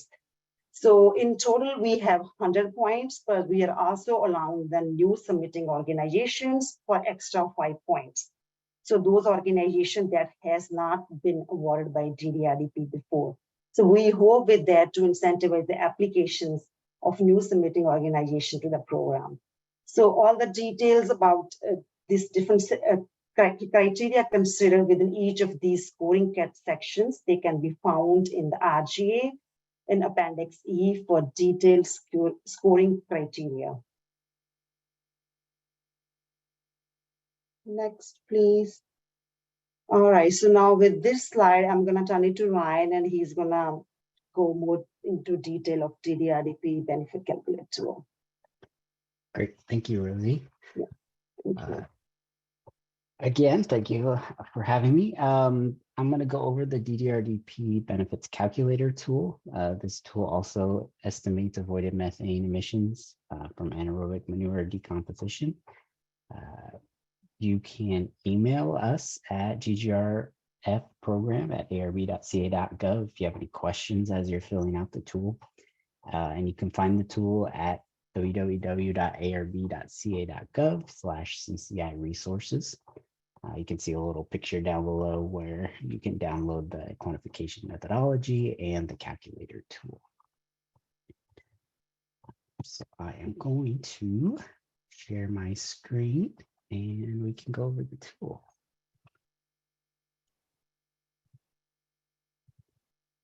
All right. So this is the tool. When you download it, this is what you'll be greeted to. Again, this is just more information. If you have any questions on any of the methods, or here's the email if you need to ask us any questions. As with the AMP tool, there's a list of definitions here to help you as you're filling out the tool. If you have any questions on what certain things mean, you can reference this tab if you have any questions. These next tabs in green are where you need to input data. So this is just an example project. As I said before, you can get a user guide for DDRDP as well. It this is what it'll look like when you go there. It's a user guide. There's a detailed list of how to fill out the tool and a step-by-step example project that I'm going to run through right now. But this gives you screenshots and shows you how to fill out the tool. So you enter in your basic information here, project name, how much funds you're requesting, how many match funds. That can all be entered in there. That's pretty self-explanatory. This next tab is the bulk of the tool here. So the first step here is to type in what kind or enter in what kind of biogas control system you have. Most of these are all drop-down menus. The green are required inputs and the blue are optional inputs, depending on what you are, if you need to input them or not. So for this example, we have a covered lagoon that will be upgrading the biogas to fuel for remote use. So 90% of the fuel is going to that purpose. As before, there's a number of drop-down options here, so you can pick out your best one that fits your project. Depending on what you select here will determine which some of these are blacked out. So if, for example, you go to like an internal engine, this will black itself out and a new question will pop up that you need to answer. So really depends on what you're doing here.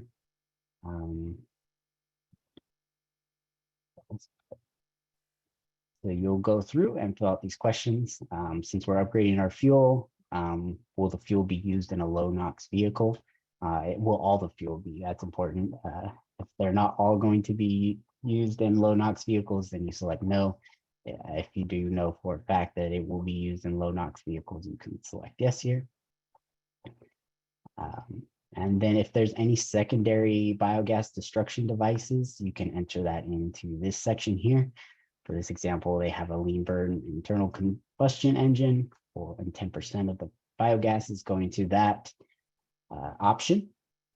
And since they select electricity generation device, we get this question here: will all the electricity produced from the project be used to charge electric vehicles? You can say yes or no. In this case, we're saying no. This next piece is the fuel transportation. So how will the fuel be moving around? This question looks at the raw biogas and is it going to be trucked within a dairy cluster to a central biogas processing station? If it will be, enter in the round trip miles here, along with the type of vehicle fuel that will be used to move the fuel around. The second question here is if once the fuel has been processed into biomethane, will it be trucked to an offsite fueling station? If it will be, enter in the round trip miles from that processing plant to the fueling station, as well as select the type of vehicle fuel that will be used. There's, again, multiple options there for you to select. In this example, they're not trucking it, so we just left it blank. The next section here is solid separation inputs. So in the baseline, do you have any solid separation at the dairy currently? If so, you would select your option here. For this example, we don't have any solid separation. 3B here is once you install the digester, will you have any solid separation? And in this case, we will not. So we selected no, but you can select an option there. Effluent management inputs. This is one that we updated this year to add a few more options into it. How will the effluent be handled after digestion? So if it's an effluent pond with no solid separation, which for this example is what we selected, you can select that here. If there is going to be some solid separation component, you can add that solid separation with flocculants. We also have a vermi composting or vermi filtration system here. Once you select that, these will pop up with some additional requirements on what percentage of the time the effluent is stored in the lagoon or empty after the project. If you select some of these other options, you will, you'll get different questions that you have to answer. What type of solid separator are you using here? Put this back. Next input is just your county of location. As with the AMMP tool, we updated the energy corrected milk input. So now we're only asking for milk fat, protein, and how much milk is produced per cow per day. We enter in those inputs there. This next section goes into the livestock categories and how many livestock are at the dairy. So you'll enter in that information, as well as any solid separation, what you're doing with if there is solid separation, is it being used, is it composted, just pasture, how is that being done? And this is your electricity consumption. How much electricity are you using currently for your manure management practices over the past 12 months? And then this whole section has been revamped this year to make it a little bit easier to fill out, hopefully. So you will enter in the type of mobile sources associated with manure management activities in the baseline. So for this example, we have some tractors. There's a number of options here that you can pick. So pick whichever ones are applicable to your project. And you pick what type of fuel they're using, the model year of the equipment with the horsepower and how many hours per year they're using on average, and the number of units. And then this will estimate the GHG impacts from each equipment type along with criterion toxic pollutants. So those were all the baseline inputs. And then we do it again for the project. Some of this information is copied over, like the number of livestock is automatically copied over, so you don't have to do that again. But you will have to put in how much electricity usage you expect to use after the digester is installed, and as well as any equipment. You will need to enter that in again, as well as if the hours are changing at all. So for this example, our hours, went up a little bit to account for the digester. If you're using a boiler, we have some questions here on using that boiler. I don't think this is used a ton, but it is here if you're using a boiler to generate heat. Once you have all that filled out, you can go to the GHG summary tab and you'll get an output of how much GHG emission reductions we expect, a little summary table here, as well as the co-benefits from the project. So how much fuel is produced, how much energy and fuel cost savings, the air pollutants. So as with AMP, anything local is on the dairy itself, anything remote is off the dairy. So if there's an increase in grid emissions, that's what this would account for. And the total emission reductions. This one wasn't producing compost, so there's nothing here, but if you had a compost producing project, it would calculate it there. So that's a quick overview of the tool. Again, if you have any questions as you're filling it out, please feel free to reach out and I will be available to answer any questions you might have. With that, I will send it back to Rosie. Thank you so much, Ryan. This is helpful. I think I have one more slide to go. All right, so this is the last slide. So CDFA, we post frequently asked questions which you can go ahead and read, and they can be helpful. They're documented on our DDRDP webpage, and we are also going to separately add 3 rounds of questions received, as you can see in this little table, received with these dates and responded during the current application periods. So we will answer these questions and receive according to the timeline, and then these will be uploaded on the website web page on our DDRDP program, DDRDP web page, sorry. So we encourage you to email if you have any questions. We are getting some questions in our DDRDP inbox. So I think with this, next please, Lisa. Yeah, thank you for joining. And up next is Roberta. She's going to talk about Dairy Plus program. Thank you, Rosie. We have maybe a couple minutes, and I just wanted to revisit, I think, a certain slide. There was a question about maybe something about nutrient management. Would you mind, I guess, whatever the nutrient management portion is, repeating that part? Okay, you want me to go through the whole slide or just? Oh, no, just the, I Okay. think it might be the second main bullet.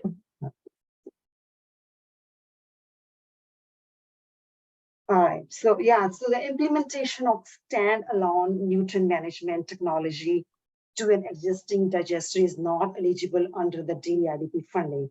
But I think that's what somewhat we have for the Dairy Plus program, you know, so that's more focused on nutrient management thing, but we cannot get the funding for nutrient management through DDRDP funding, if that answers the question.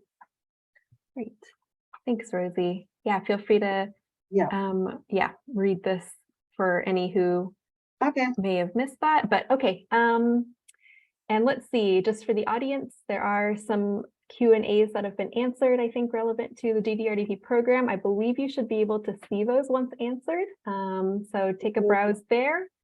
If anybody has any others that they want to ask in, we'll have just a couple minutes maybe for questions before moving on to Dairy Plus.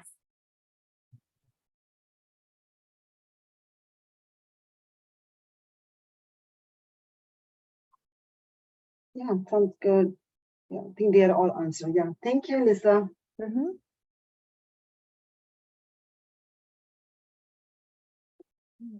in the Q&A so far. Yeah. Sure.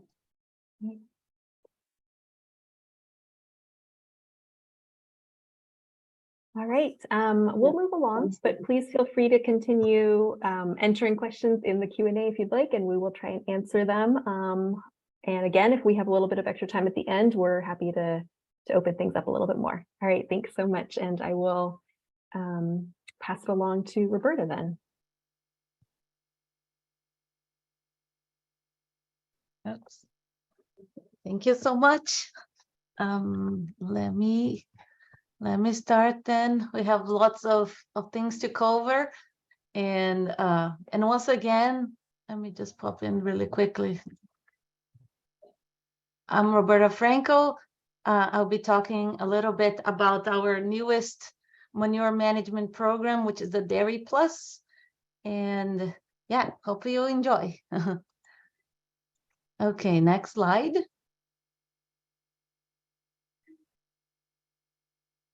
So before I talk in specifics about the Dairy Plus program, I'd like to give you some context on how it was created.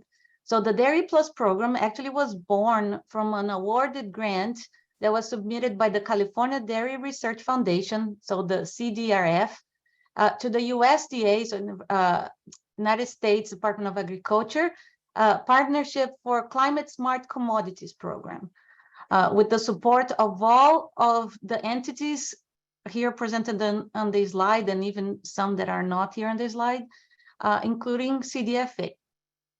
The grant was titled Partnering to Invest in and Build Markets for California Climate Smart Dairy Producers. And this project was awarded a total of $85 million, and Dairy Plus, it's, I guess, the major portion of it. So next slide. So the grant that I mentioned before from CDRF contains 4 main components. The first component, the partnership with CDFA and the Dairy Plus program itself, will incentivize the implementation of climate smart dairy practices. I'll talk much more in detail about this program in the next slides.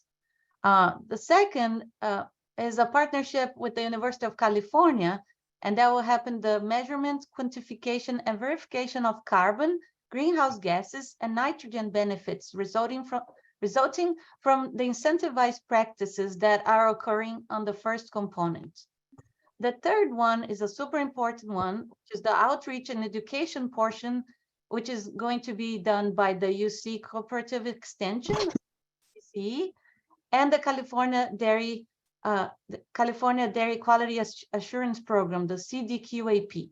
And as I will point out later, that is why CDFA will not be the direct technical assistance provider for the dairy program, but our friends here will. And last, the California Milk Advisory Board and partners will develop a climate smart product markets to see how the customers' response are to the incentivized practice and their impact on the final product. So it's a very comprehensive grant, and we are just a little part of it. Okay, so next slide. So, but what is the dairy program and the Dairy Plus program? And I believe that's the reason for why you are here, to learn what it is. So next slide.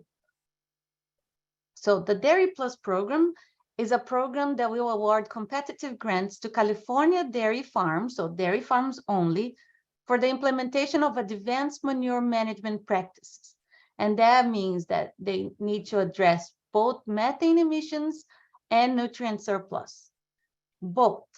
These are to be beyond and additional to our traditional AMP and DDRDP programs. It's offering a total of $75 million, being a maximum of $1.25 million per project, and at a maximum of $750 per cow.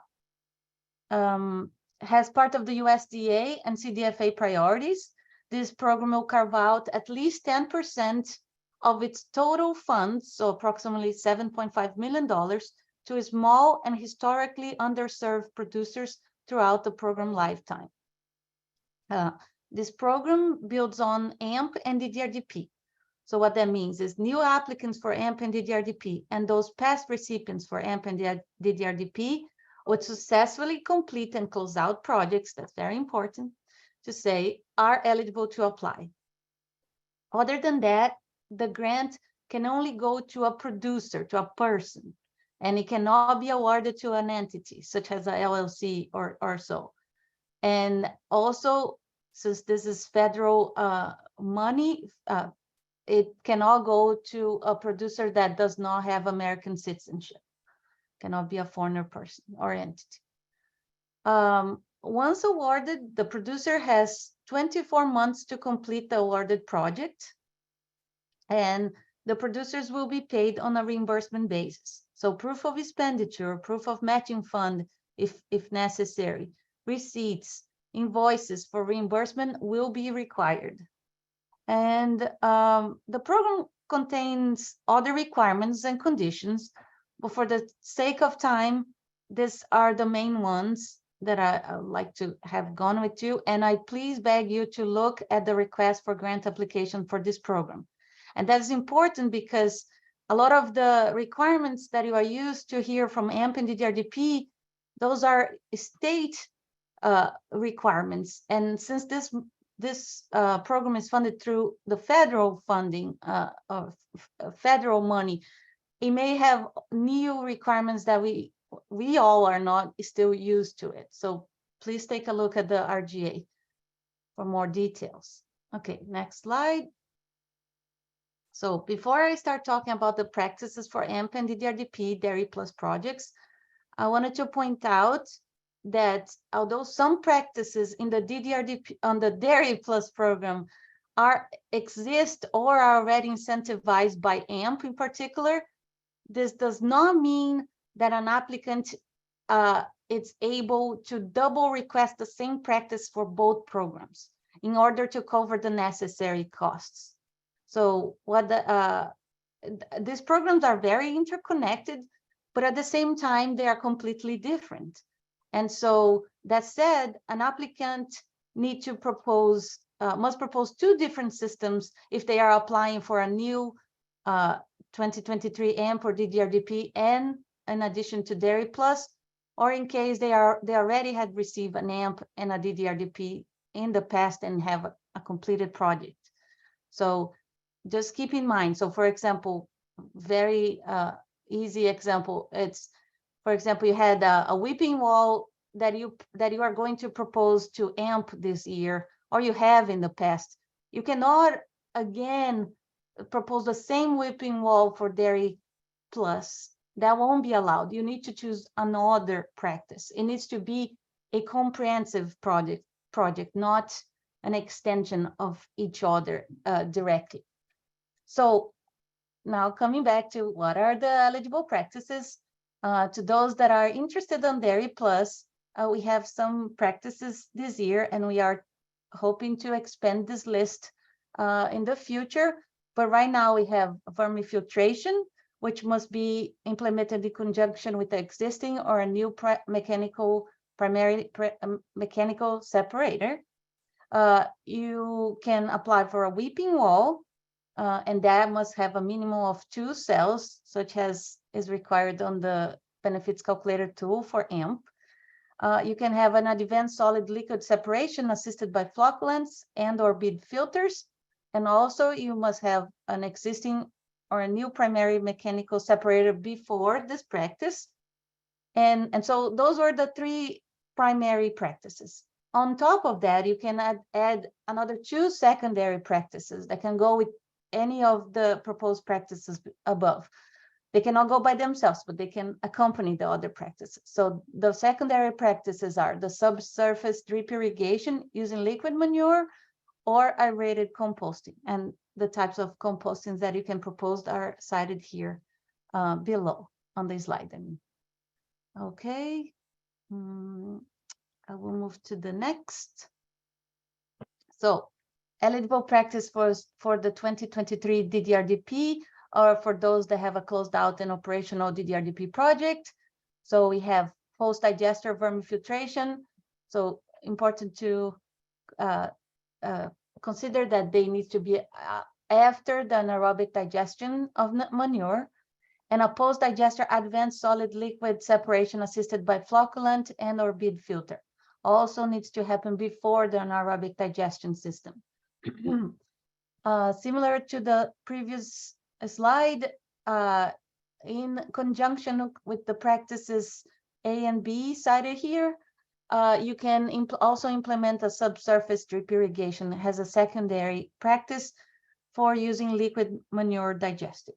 So in this slide, I would like to point that Dairy Plus program funds cannot be used to fund the implementation or maintenance of anaerobic digester, biogas cleanup equipment, biogas upgrading equipment, pipelines, electric generators, or all systems related to anaerobic digestion and biogas end use.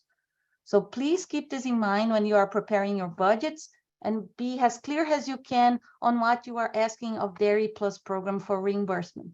We will need, if we notice it's anything related to biogas or the anaerobic digestion system itself, independent of what part of what it is. If it is not, of course, the manure management out of the digester, we will not be able to reimburse you for those costs. Okay, next slide. So here, this slide is kind of everything in one slide. So all the fundings that are available and all the categories of the Dairy Plus are described in this one slide, and we're calling them the funding scenarios.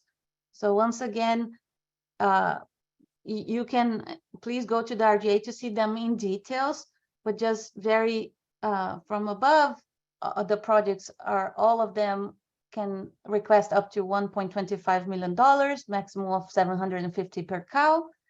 And I just wanted to point out for two things, and you can click twice, Alyssa, for me, please.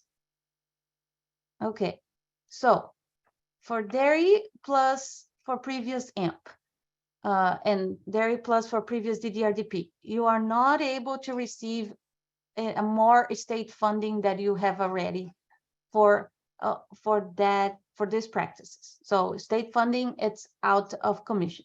However, you are able to apply for the federal funding part of it, that is the Dairy Plus. With that said, although you are able to apply for Dairy Plus if you have a completed operational DDRDP and AMP, you are required to provide matching funds of 50-50 match. In the case of AMP, Dairy Plus previous AMP is a maximum of $750,000. And in the case of DDRDP, it's a maximum of $1 million. So just keep in mind that there will be a requirement in this situations. Just looking at my notes here. So I'd like to talk a little bit about the type of match that you are able to provide here. As I noticed in the Q&A, some people have already even asked, is that it's anything that is going, so match fund is anything that is going to help on the construction, that will help directly on the construction and implementation of the practice proposed. So if, for example, you have applied and you have received the $1.25 million, everything that while you are constructing and is related to that practice, you can account and will serve as matching fund. However, for those that already have an AMP and the DDRDP projects that are complete and operational, you cannot account with the matching fund or with that grant that you receive on the past has a matching fund for the Dairy Plus of today, because that money is already spent and the federal government told us clearly that they are not going to accept money that was already spent. It needs to be spent simultaneously with the Dairy Plus funds. Okay, next slide. So how to apply? The online, and that we received good comments during our public comment process on how one would do to apply for this program. So the online application for Dairy Plus program it's not a standalone application submission portal, such as it is the AMP and DDRDP application submission portal. So to assess the portals which are connected to AMP and DDRDP, I will recommend you to go to this link that is on the page that is on the Dairy Plus website. So for example, if you are a current applicant for AMP or you are a previous AMP recipient that would like to apply for Dairy Plus and you would like to enhance your AMP manure management system, you would go to the AMP application submission portal and there select the type of application. So AMP only or AMP and DDRDP Plus program or just Dairy Plus program for past AMP recipients and complete your Dairy Plus program project proposal. Similarly would be to those new to the DDRDP or that have already a completed operational DDRDP that would like to apply for Dairy Plus program. And I made a note here that the DDRDP portal will also take those AMP recipients that now would like to build a digester system with DDRDP funds. So that, as Rosie and Alyssa mentioned, the $1 million cases, you also would use the DDRDP application submission portal for the Dairy Plus portion. So next slide, and I'd like to see if Alyssa, you would like to. No worries. So we just did a couple screenshots on this again instead of a live demonstration. Hopefully you are here for the AMP one. It's all built into the AMP and DDRDP portals very similarly. So, you know, depending, just like Roberta said, depending on if you're an AMP and or DDRDP, or I'm sorry, AMP and Dairy Plus applicant or a DDRDP and Dairy Plus applicant, you're going to pick your appropriate portal. And then once you're in there, the structure is all the same. We've got opportunity details, project information, application forms, and your submission.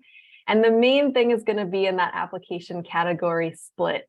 So everything else is general to an application, regardless of what you're applying for. Once you get to the application category, that's where you're going to populate and complete the appropriate sections of the application. So if you're just perhaps going in as a past AMP recipient with a completed project and you want to apply for Dairy Plus or for some extra federal funding, you're going to select yes on Dairy Plus, no on a new AMP. And if you're a new applicant wanting to do a giant comprehensive project under AMP and apply for Dairy Plus, you would select yes on each of these. So hopefully that is clear. Same thing then for DDRDP. If you're going in as a past DDRDP recipient with a completed project, you'll just see this as, you know, you'll go in and do your 2023 Dairy Plus under the DDRDP portal. And then again, if you're doing both as a new DDRDP Plus, Dairy Plus, you'd select yes for both. And yes, the slightly odd one then is yes, if you're a past AMP recipient who wants to do perhaps a new dairy digester project, plus or minus Dairy Plus on top of that, you are going to use the DDRDP portal. So that's the main place where you're going to find your Dairy Plus portions of the application.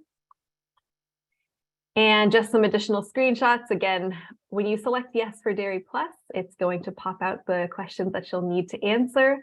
Similarly, there's fields for you to fill in or things to select as drop-down options. Required fields have the asterisk, and there'll be places for you to include your attachments, which I believe Roberta will be going over to familiarize you with the application sections next.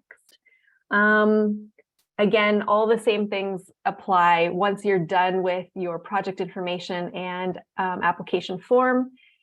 You're going to be able to mark as complete before you can fully submit, and you will get a submission confirmation email to the primary contact identified when that happens. All right, I think that was it, Roberta. Perfectly. Oh, it's very good, Alyssa. So now I'd like to go through the attachments that are required for the Dairy Plus. So another warning, yes, I would say. So remember the Dairy Plus, it's its own program. So even reviewers that are evaluating the Dairy Plus program application won't be the same ones evaluating AMP and DDRDP applications. So what that means that what you put, if you put information on the AMP and DDRDP sections that actually belong to Dairy Plus, the reviewers for Dairy Plus won't be able to see what you have added on the AMP and DDRDP applications itself, and vice versa. So if you have any information that it's relevant to AMP and DDRDP, and you put on the Dairy Plus portion of things, those reviewers won't be able to see here if they are in the Dairy Plus. So just keep in mind, like, of course, you can refer to each project as much as you can, but just, you know, it's better for you to provide more information than less. Just wanted to make that point clear. So let's talk about attachments then. So Dairy Plus program has a total of 8 attachments. 5 of them are required and 3 are optional, but they are highly encouraged to be submitted because they provide a lot of extra information that will help review your project. So I'll go really quickly across each one to say, kind of to give you an idea what we expect from you. So attachment A, it's project description. And that project description must contain a summary of the operations background, HER details, selected funding scenario, eligible project types for consideration, project sustainability beyond the project term. Also, it should explain how the advanced manure management project provide benefits beyond the traditional state-funded programs, that is the AMP and DDRDP, and how it can provide additional greenhouse gas emission reductions. The description should also explain how the project will positively affect the local community and the environment. And finally, comprehensive long-term plans for both maintenance and improved functionality must be included. Under that, you'll see attachment A1, which again, not required, but highly encouraged, where you can add site plan, maps and information, project design documents, schematic, diagrams, permitting, anything in between that will help better understand your application. So attachment B is the work plan. So the work plan must clearly describe the tasks and activities required to accomplish goals and objectives proposed on the project description. So they are very interconnected. It must identify measurable targets and timelines and include an evaluation component to measure the success of the project and determine whether the project objectives were accomplished. So just be very clear what tasks you need to accomplish, what dates are those tasks that they need to be accomplished, and anything in between. The more information, the better. So attachment C, that's a new type of, you wouldn't see anything similar on AMP and the DDRDP, but it's very important for this program. So attachment C is the nutrient management and water quality improvement attachment. And this should provide detailed information and literature review, if possible, on how the proposed advanced manure management practice will improve nutrient management and water quality on the dairy farm.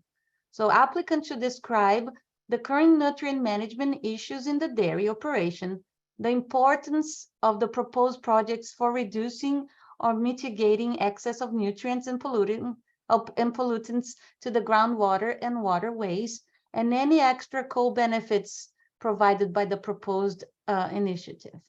So applicants should also discuss the plan for monitoring and evaluating if the proposed project is effective in improving nutrient management and water quality on the dairy farm and the region.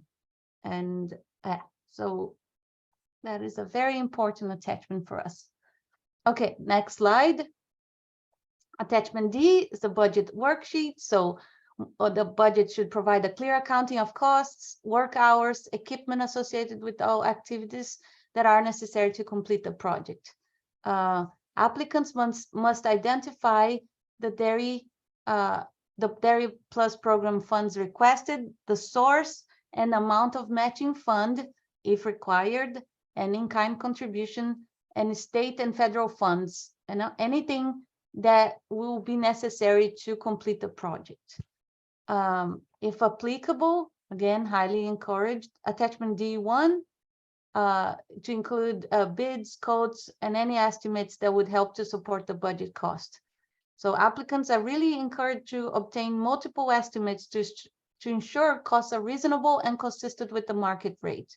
So be very attentive if those costs are reasonable, if they are not overestimated or something on that line. And the last attachment, which we'll need to give a little bit more attention here, is attachment E, so estimated GHG emission reductions. So this attachment will estimate the GHG emission reductions and environmental benefits to the air by with the AMP and DDRDP benefits calculator tool, which was developed by CARB, and Ryan will soon talk a little bit more in detail. So the choosing of the calculator, if it's an AMP or a DDRDP calculator, will highly depend on what funding scenario you are opting to. And let me go a little bit more in detail on the next slide. And just before I move on, the attachment E, it's explanation of assumptions for GHG calculation. So if you have anything that would support your assumptions that you used on the calculator, we highly recommend to submit this attachment, although not required. It will be very good. Okay, next. So for this, and digging a little bit further on the estimated GHG emission reduction, so the benefits calculator tool that you are going to choose will highly depend on what type of project you are proposing for the Dairy Plus program. So remember that funding scenario table, which I showed you earlier. If you are proposing a new AMP or a 2023 AMP, or you have a previous AMP project that is not going to become a DDRDP, you must use the benefits calculator tool for AMP and its quantification methodology associated with it, or the other way, I guess. If you are new to DDRDP or you are a previous DDRDP applicant, you must use a benefits calculator tool for DDRDP for the Dairy Plus. So Ryan will give us a demonstration on the next slide, but if you are applying for AMP and DDRDP this year, so if you're a new applicant, please complete the correct benefits calculator tool that matches your AMP and DDRDP proposals and at your AMP and DDRDP applications. What I mean with that is that, for example, you are, and as I mentioned in the beginning of the presentation, you are proposing a comprehensive project. So if you are applying for DDRDP or AMP this year, and for AMP, you're going to request a mechanical separator as your practice, you keep the AMP calculator with the mechanical separator. Then once you go to the Dairy Plus portion of your application, then you are going to have the mechanical separator there as you apply for AMP and add the extra practice on that other calculator. So I think Ryan will show, I think, this on demonstration, but if you have any questions, like, please email us. I know this is kind of a new thing and it could be a little complicated. Okay, other caveats that I need to mention as I pointed here as important. If you're a previous AMP recipient and you want to expand your AMP to be an advanced manure management practice with Dairy Plus, you must include your operational complete practice on the calculator baseline. So that's important because we don't want to double count the amount of greenhouse gas emissions reduced from our previous accomplishments. If you add them to the baseline, the calculator will automatically only show the additional GHG benefit, which is the fair value, and that one that we want to include on the state and federal GHG inventory. So we are not double counting anything. And the second point is, if you are a previous DDRDP recipient, you must submit 2 calculators. Yes, 2 calculators for Dairy Plus. So the first one is going to show your current operational digester using the latest calculator, which every year receives an update. So then we are just making sure that we have the latest greenhouse gas number. And the other calculator they're going to show is the advanced manure management practice to be funded by Dairy Plus. So for example, you have your digester it's already completed.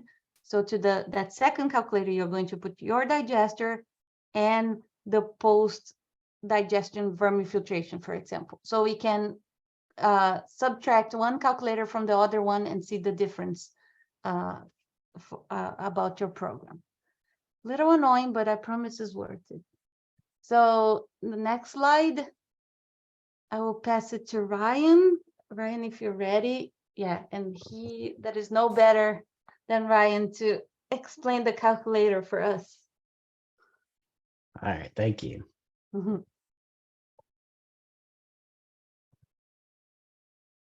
All right. So I'm going to show you an AMP example like Roberta was just talking about. I won't go through all the nitty gritty of the tool again, but basically you'll fill out your project information and then you will go to project data inputs where, it's all the same information I went over during the AMP tool. You put in your location along with the livestock category and animal population, your milk information. And I guess this is the important part, the baseline. So as Roberta was saying, if you have an existing AMP practice or you're applying for AMP and installing a mechanical separator, you need to make sure that this project is accounted for in the baseline. So for this example, it's a flush system. And in the baseline, the AMP project is already included with this stationary screen. And they're using the separated solids are going to composting. And then you enter in your electricity consumption and diesel fuel consumption of, again, your baseline with the AMP project already included. So with your Dairy Plus project, for this example, they're installing an aerated vermifiltration system. So you select that from the drop-down options, and then select aerated vermifiltration system from this list. And then you also include your stationary screen that's already there from the existing AMP project, and your electricity and diesel fuel consumption. And this GHG summary will give you the difference between the original AMP project and now including the vermifiltration system. So that's what these estimates are, and along with the co-benefit summary tab here. So hopefully that makes sense. Your baseline just needs to include that AMP project, whether it's an old one or you're applying for AMP. This needs to be included in the baseline. And then your new Dairy Plus project will be included on the right-hand side for your proposed project. Yeah, I'll hand it back to Roberta. Thank you, Ryan. That's really useful. And I think I see a question, and I know kind of escaping the traditional routine here of answering questions, but I thought this question was very relevant to what we are talking, and kind of will address the point I made before. So I see, and Paul Souza here mentions if there is applying for a vermifilter that has not applied before, and they can choose to apply under AMP or DDR or Dairy Plus if they only have one practice. And kind of, I think is kind of follow up. Can they not get 750 from AMP and additional funding for Dairy Plus program for the same vermifilter? So no, they cannot get the same money for the same vermifiltration. They cannot get AMP money and Dairy Plus money for the same vermifiltration. AMP that it like goes to that the original idea that Dairy Plus is to provide something else. So although we completely understand a vermifilter can cost a lot of money, it was the only way for us to you know, be able to be fair to all applicants and all situations, and so, and at the same time we don't want to double tap, because we already were very received a really good I say lesson or homework from the federal government to not double tap anything.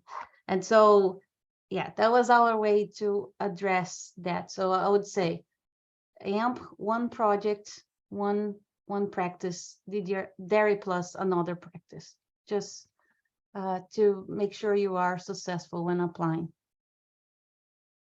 And I will let the other questions towards the end of the presentation, since I think we'll have extra time, which is awesome.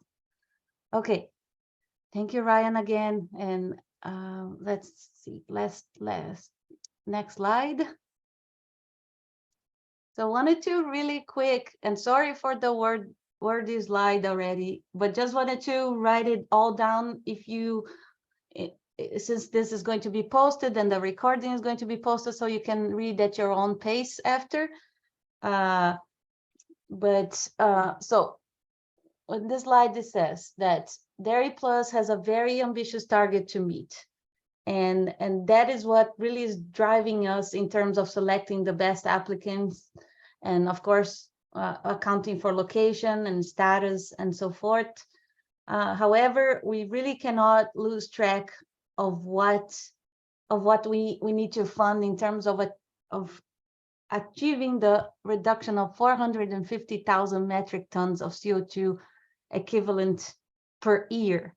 So that, just to give you an idea, it's twice, almost twice of all the projects, the 142 projects that were funded by AMP until now. So it's a lot of responsibility that we have in our hands with this program.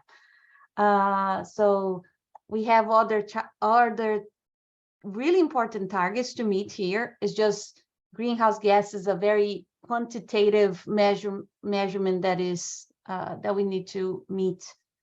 So what I wanted to show here, it's how we are going to review these projects. And since this is a new program, we are not sure what is the level of interest that we will receive on this program, if we are going to be oversubscribed or undersubscribed, or how much money we are going to receive as request. So we propose two scenarios. So the first scenario is a low application pressure. So that's the case that we received a number of applications that requests $75 million or less. So that meaning that we have enough money to cover everybody. Of course, this application will go through administrative review to see if they meet the minimum requirements, and they will also need to meet a minimum score to see if we are also funding projects that are worth it to be funded. So in that case, the technical review panel will establish a minimum score prior to commencing the review. We have another scenario that is the case of a high application pressure. So that's the case that we receive a high number of applications that are requesting more than $75 million. So that's what we usually see in our AMP and DDRDP usual programs. So in that case, the technical reviewers, so we'll go through admin review to take out those that don't meet eligibility. Then the technical reviewers will rank the projects based on the scoring criteria, which I will show next, and is available on the request for grant applications. So that, of course, after ranking them and taking consideration several other factors such as location, status of applicants, and so forth, and of course those that are helping us meet the goals set by USDA has shown in this slide. Okay, so just wanted to give you that idea. Next slide. So this is the scoring criteria itself. So project description and work plan they go together in terms of scoring. They are awarded 20 points. Then we have nutrient management and water quality improvement that is awarded 10 points. The budget worksheet is also 10 points, and estimated GHG emission reduction is 10 points. So this is a total of 50 points. Next slide. Now just going through how we are at this moment in time. We right now have released the grant solicitation for applications. So we are going to so it is open since June 28, is going to close August 28. And then at that point, we're going to review the submitted applications. We'll do the award announcements, and then the rest is grant execution agreement and project verification and so forth. Okay, next slide. As you may already have seen several times today, this is our timeline. And so far, so good, we are on track.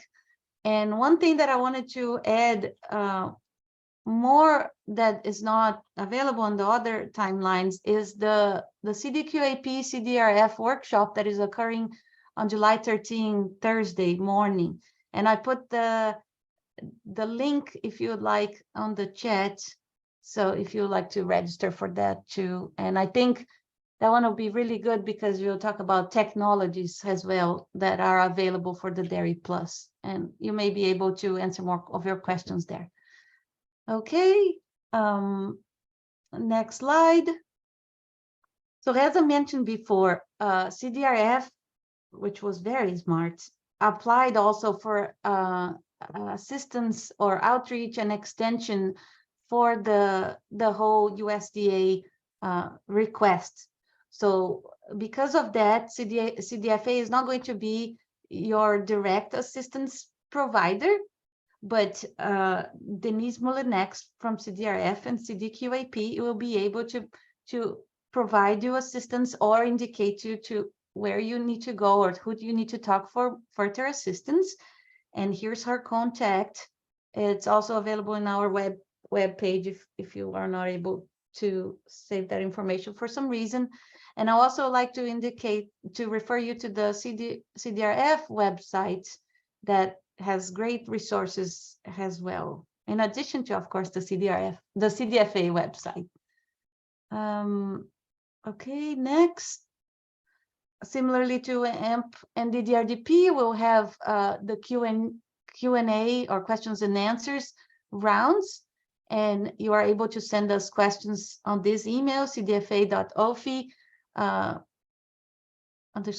dairyplus@cdfa.ca.gov, and we'll be posting, and you can put on the next slide. Next slide, please. This is the schedule for posting. So if you send anything by July 13, we are going to answer by July 20, and so forth on this date. So, and I think that's all from my side of things. Thank you. I think we have several questions right on the Q&A. Yeah, thanks, Roberta, for closing us out with the Dairy Plus presentation. We do have some questions that we haven't addressed yet. I would like to, if you don't mind, I think Paul clarified one of his questions that you answered live. So if we could just return to that. So can a dairy that has not applied before skip AMP and apply directly for Dairy Plus because it was a higher funding limit? So if somebody wants a weeping wall or vermi-filter, it's technically available under both programs. Can somebody only apply to Dairy Plus without AMP? Oh, yeah, that's a great question too. Paul, you have questions, but unfortunately, we are holding the Dairy Plus to those that have already had AMP and DDRDP or are in the process of getting an AMP and DDRDP. And that was a commitment, since for USDA, we are providing matching fund from the state pot to the program as well. So it's kind of that's why the Dairy Plus is plus, because it supplements, it's plus AMP and DDRDP. It was the original intention. Hopefully answers. But yeah, leveraging AMP and DDRDP as our state match, as shown, we have to meet that kind of matching fund from state programs. And I also kind of wanted to pitch in that part of why it's important to have AMP and DDRDP on the background of it too, is that it is a bit more robust of a review process with the financials and different things like that. So that kind of gives some additional cover and strength to the projects that we're going to fund through Dairy Plus. It gives it some additional support. Yeah, no, very good. And sorry, Roberta, I just wanted to also, the other question about the $750K from AMP and additional funding from Dairy Plus for the same vermi-filter. I just wanted to clarify a little bit too, like, yeah, not for the vermi-filter itself, but one common project type I believe we've been talking about is, a vermi-filtration system should require a primary mechanical separator in front of it. And so, for the whole project, potentially, you could apply to AMP for the mechanical solid separator and get funding for that, and then have the vermi-filter costs under the Dairy Plus. So for a project, you could apply for both, but yeah, I guess not double dipping on the same item. I hope that was, just wanted to make sure that that's made clear. Very, very good. And we have heard from our EQIP partners that also you are able to look for EQIP matching fund if you're applying either for AMP or DDRDP or for the Dairy Plus, as long as you are not doing the same practice at the same time. So, if you are savvy enough and you are able to separate this costs really well and make sure you clarify everything in your budget worksheet and project description, that all may work out well. Thank you, Alyssa. I see another question from Sabina. Can a weeping wall be the separator required for vermifiltration, or does it require an additional mechanical separator? So this is an interesting one. So under AMP, right, it does say mechanical separator, since we kind of, that was how it was understood, like how these things typically worked. I don't know if a weeping wall would produce the same level of coarse fiber and solid filtration necessary to come before a vermifilter. So I feel like this question might be a little bit more on the technology side of whether it's feasible or not, but at least as currently written in RRGs, it's a mechanical one. So Roberta, do you have anything else on that one? It's kind of a, yeah, that one's a bit of a, I don't know if the technology would work for that. So, and I guess, like we were saying, both have such a big footprint that one may not even have imagined the two systems together. But that said, and I'm glad Ryan maybe is on the line, that when we had that technical or the technology, new technologies process, our way of proving that system was acceptable, it was through a mechanical separator. So we're just following that process that we accept in the past, that a vermifiltration, the model would have a mechanical separator previous the vermifiltration that has worked. It's something for us to continue discussing if we believe, you know, something that for us to consider maybe in the future, and if that is actually is this that we come as CDFA really humble. If you have evidence and you have numbers and data on this, like please submit to us and we will reconsider for future rounds of funding. But yeah, in the moment we are just accepting mechanical separators. thanks, Roberta. Another question in the Q&A, what would be considered documented evidence of matching funds with the Dairy Plus program for those who have received AMP in the past? So especially if we don't know if we've secured other federal funds yet, how do we document this? That's a good question. And we have seen this in even AMP and DDRDP, and I would ask Alyssa and Rosie to help me here, that on the sense that sometimes people, when they are applying for our programs, are applying to other programs at the same time. So they are having applying for multiple grants at the same time. And we are okay on receiving this, you know, accepting the promise of those grants that you are not yet certain that you collected has a matching fund for your budget. The only thing that I would warn is that in that case, if you're not secure of your matching sources, to then try to find as many matching sources that you have, just in case one falls through, and then you have enough when you need to prove matching sources at the time of the grant. And we have seen matching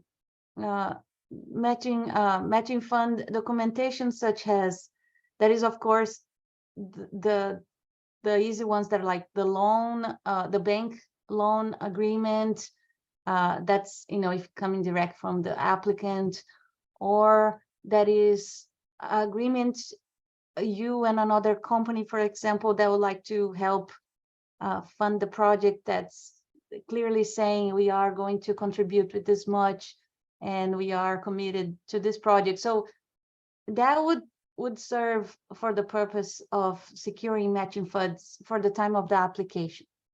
But again, just remember, if you are awarded the project, we are going to track matching fund in the back end. So you need to use your matching fund simultaneously with the money, with the reimbursement basis. So if you ask 100%, 100K in reimbursement, you will need to give 100K in matching fund and so forth. So just, hopefully this wasn't too convoluted, or maybe I did not explain well, but I will open to Rose and Alyssa if you have more to add.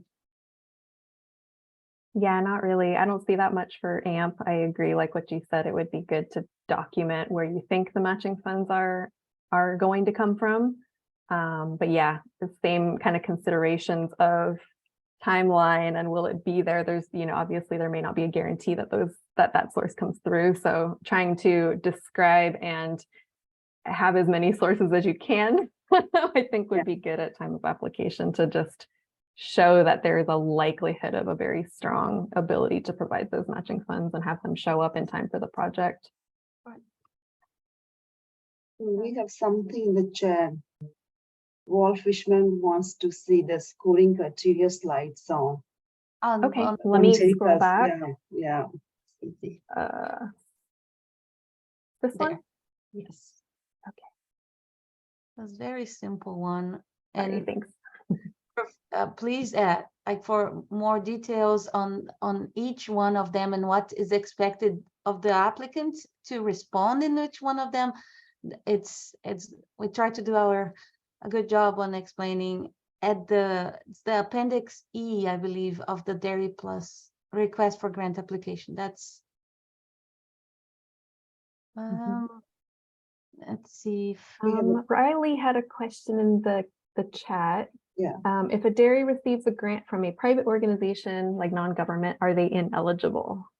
no, I assume that would be for matching funds. yes, Question, yeah. no, that's fine. That's as long as the main recipient is actually, in the case of Dairy Plus, needs to be the dairy producer, not even the dairy entity, but the dairy producers has a person. So, but no, you can, and we are actually hearing a lot of interested private companies that, with their objective to increase sustainability on the dairy, sector and so forth, that they are willing to provide matching funds. So now go for it.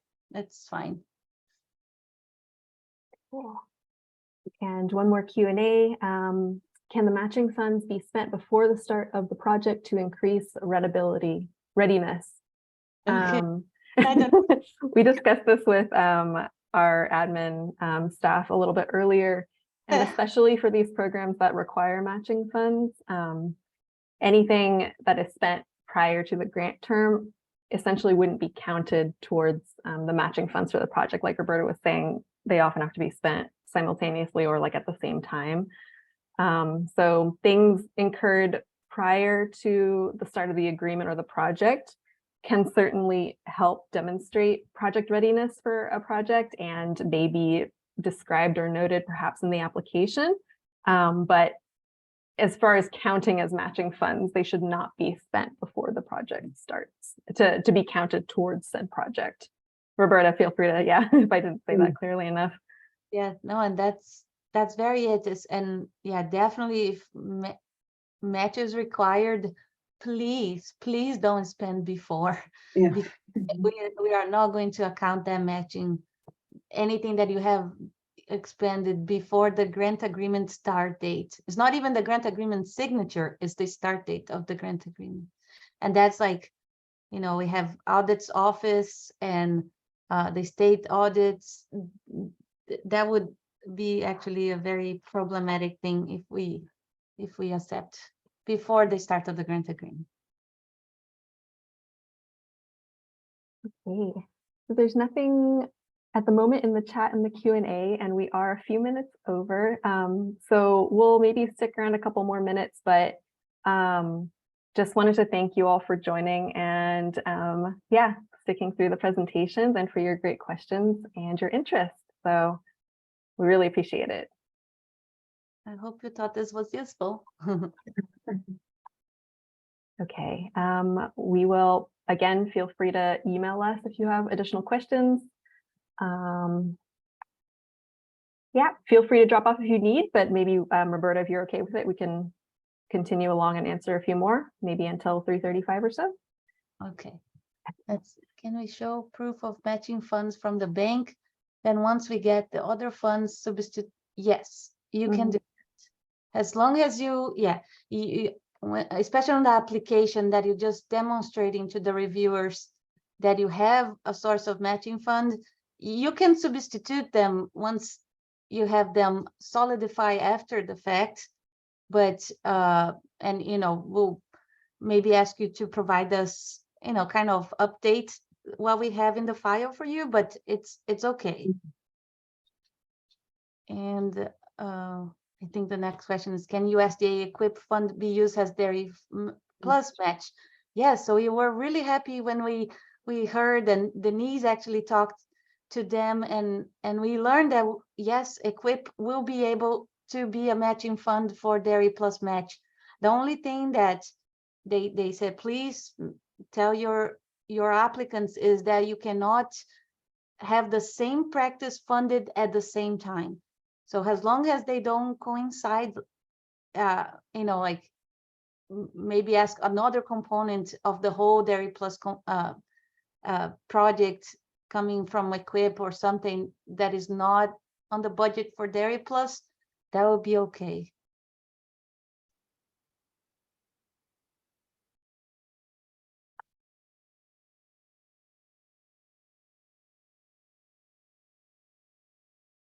Okay. All right. Perhaps then, yes, why don't we go ahead and close out? I'm going to stop recording.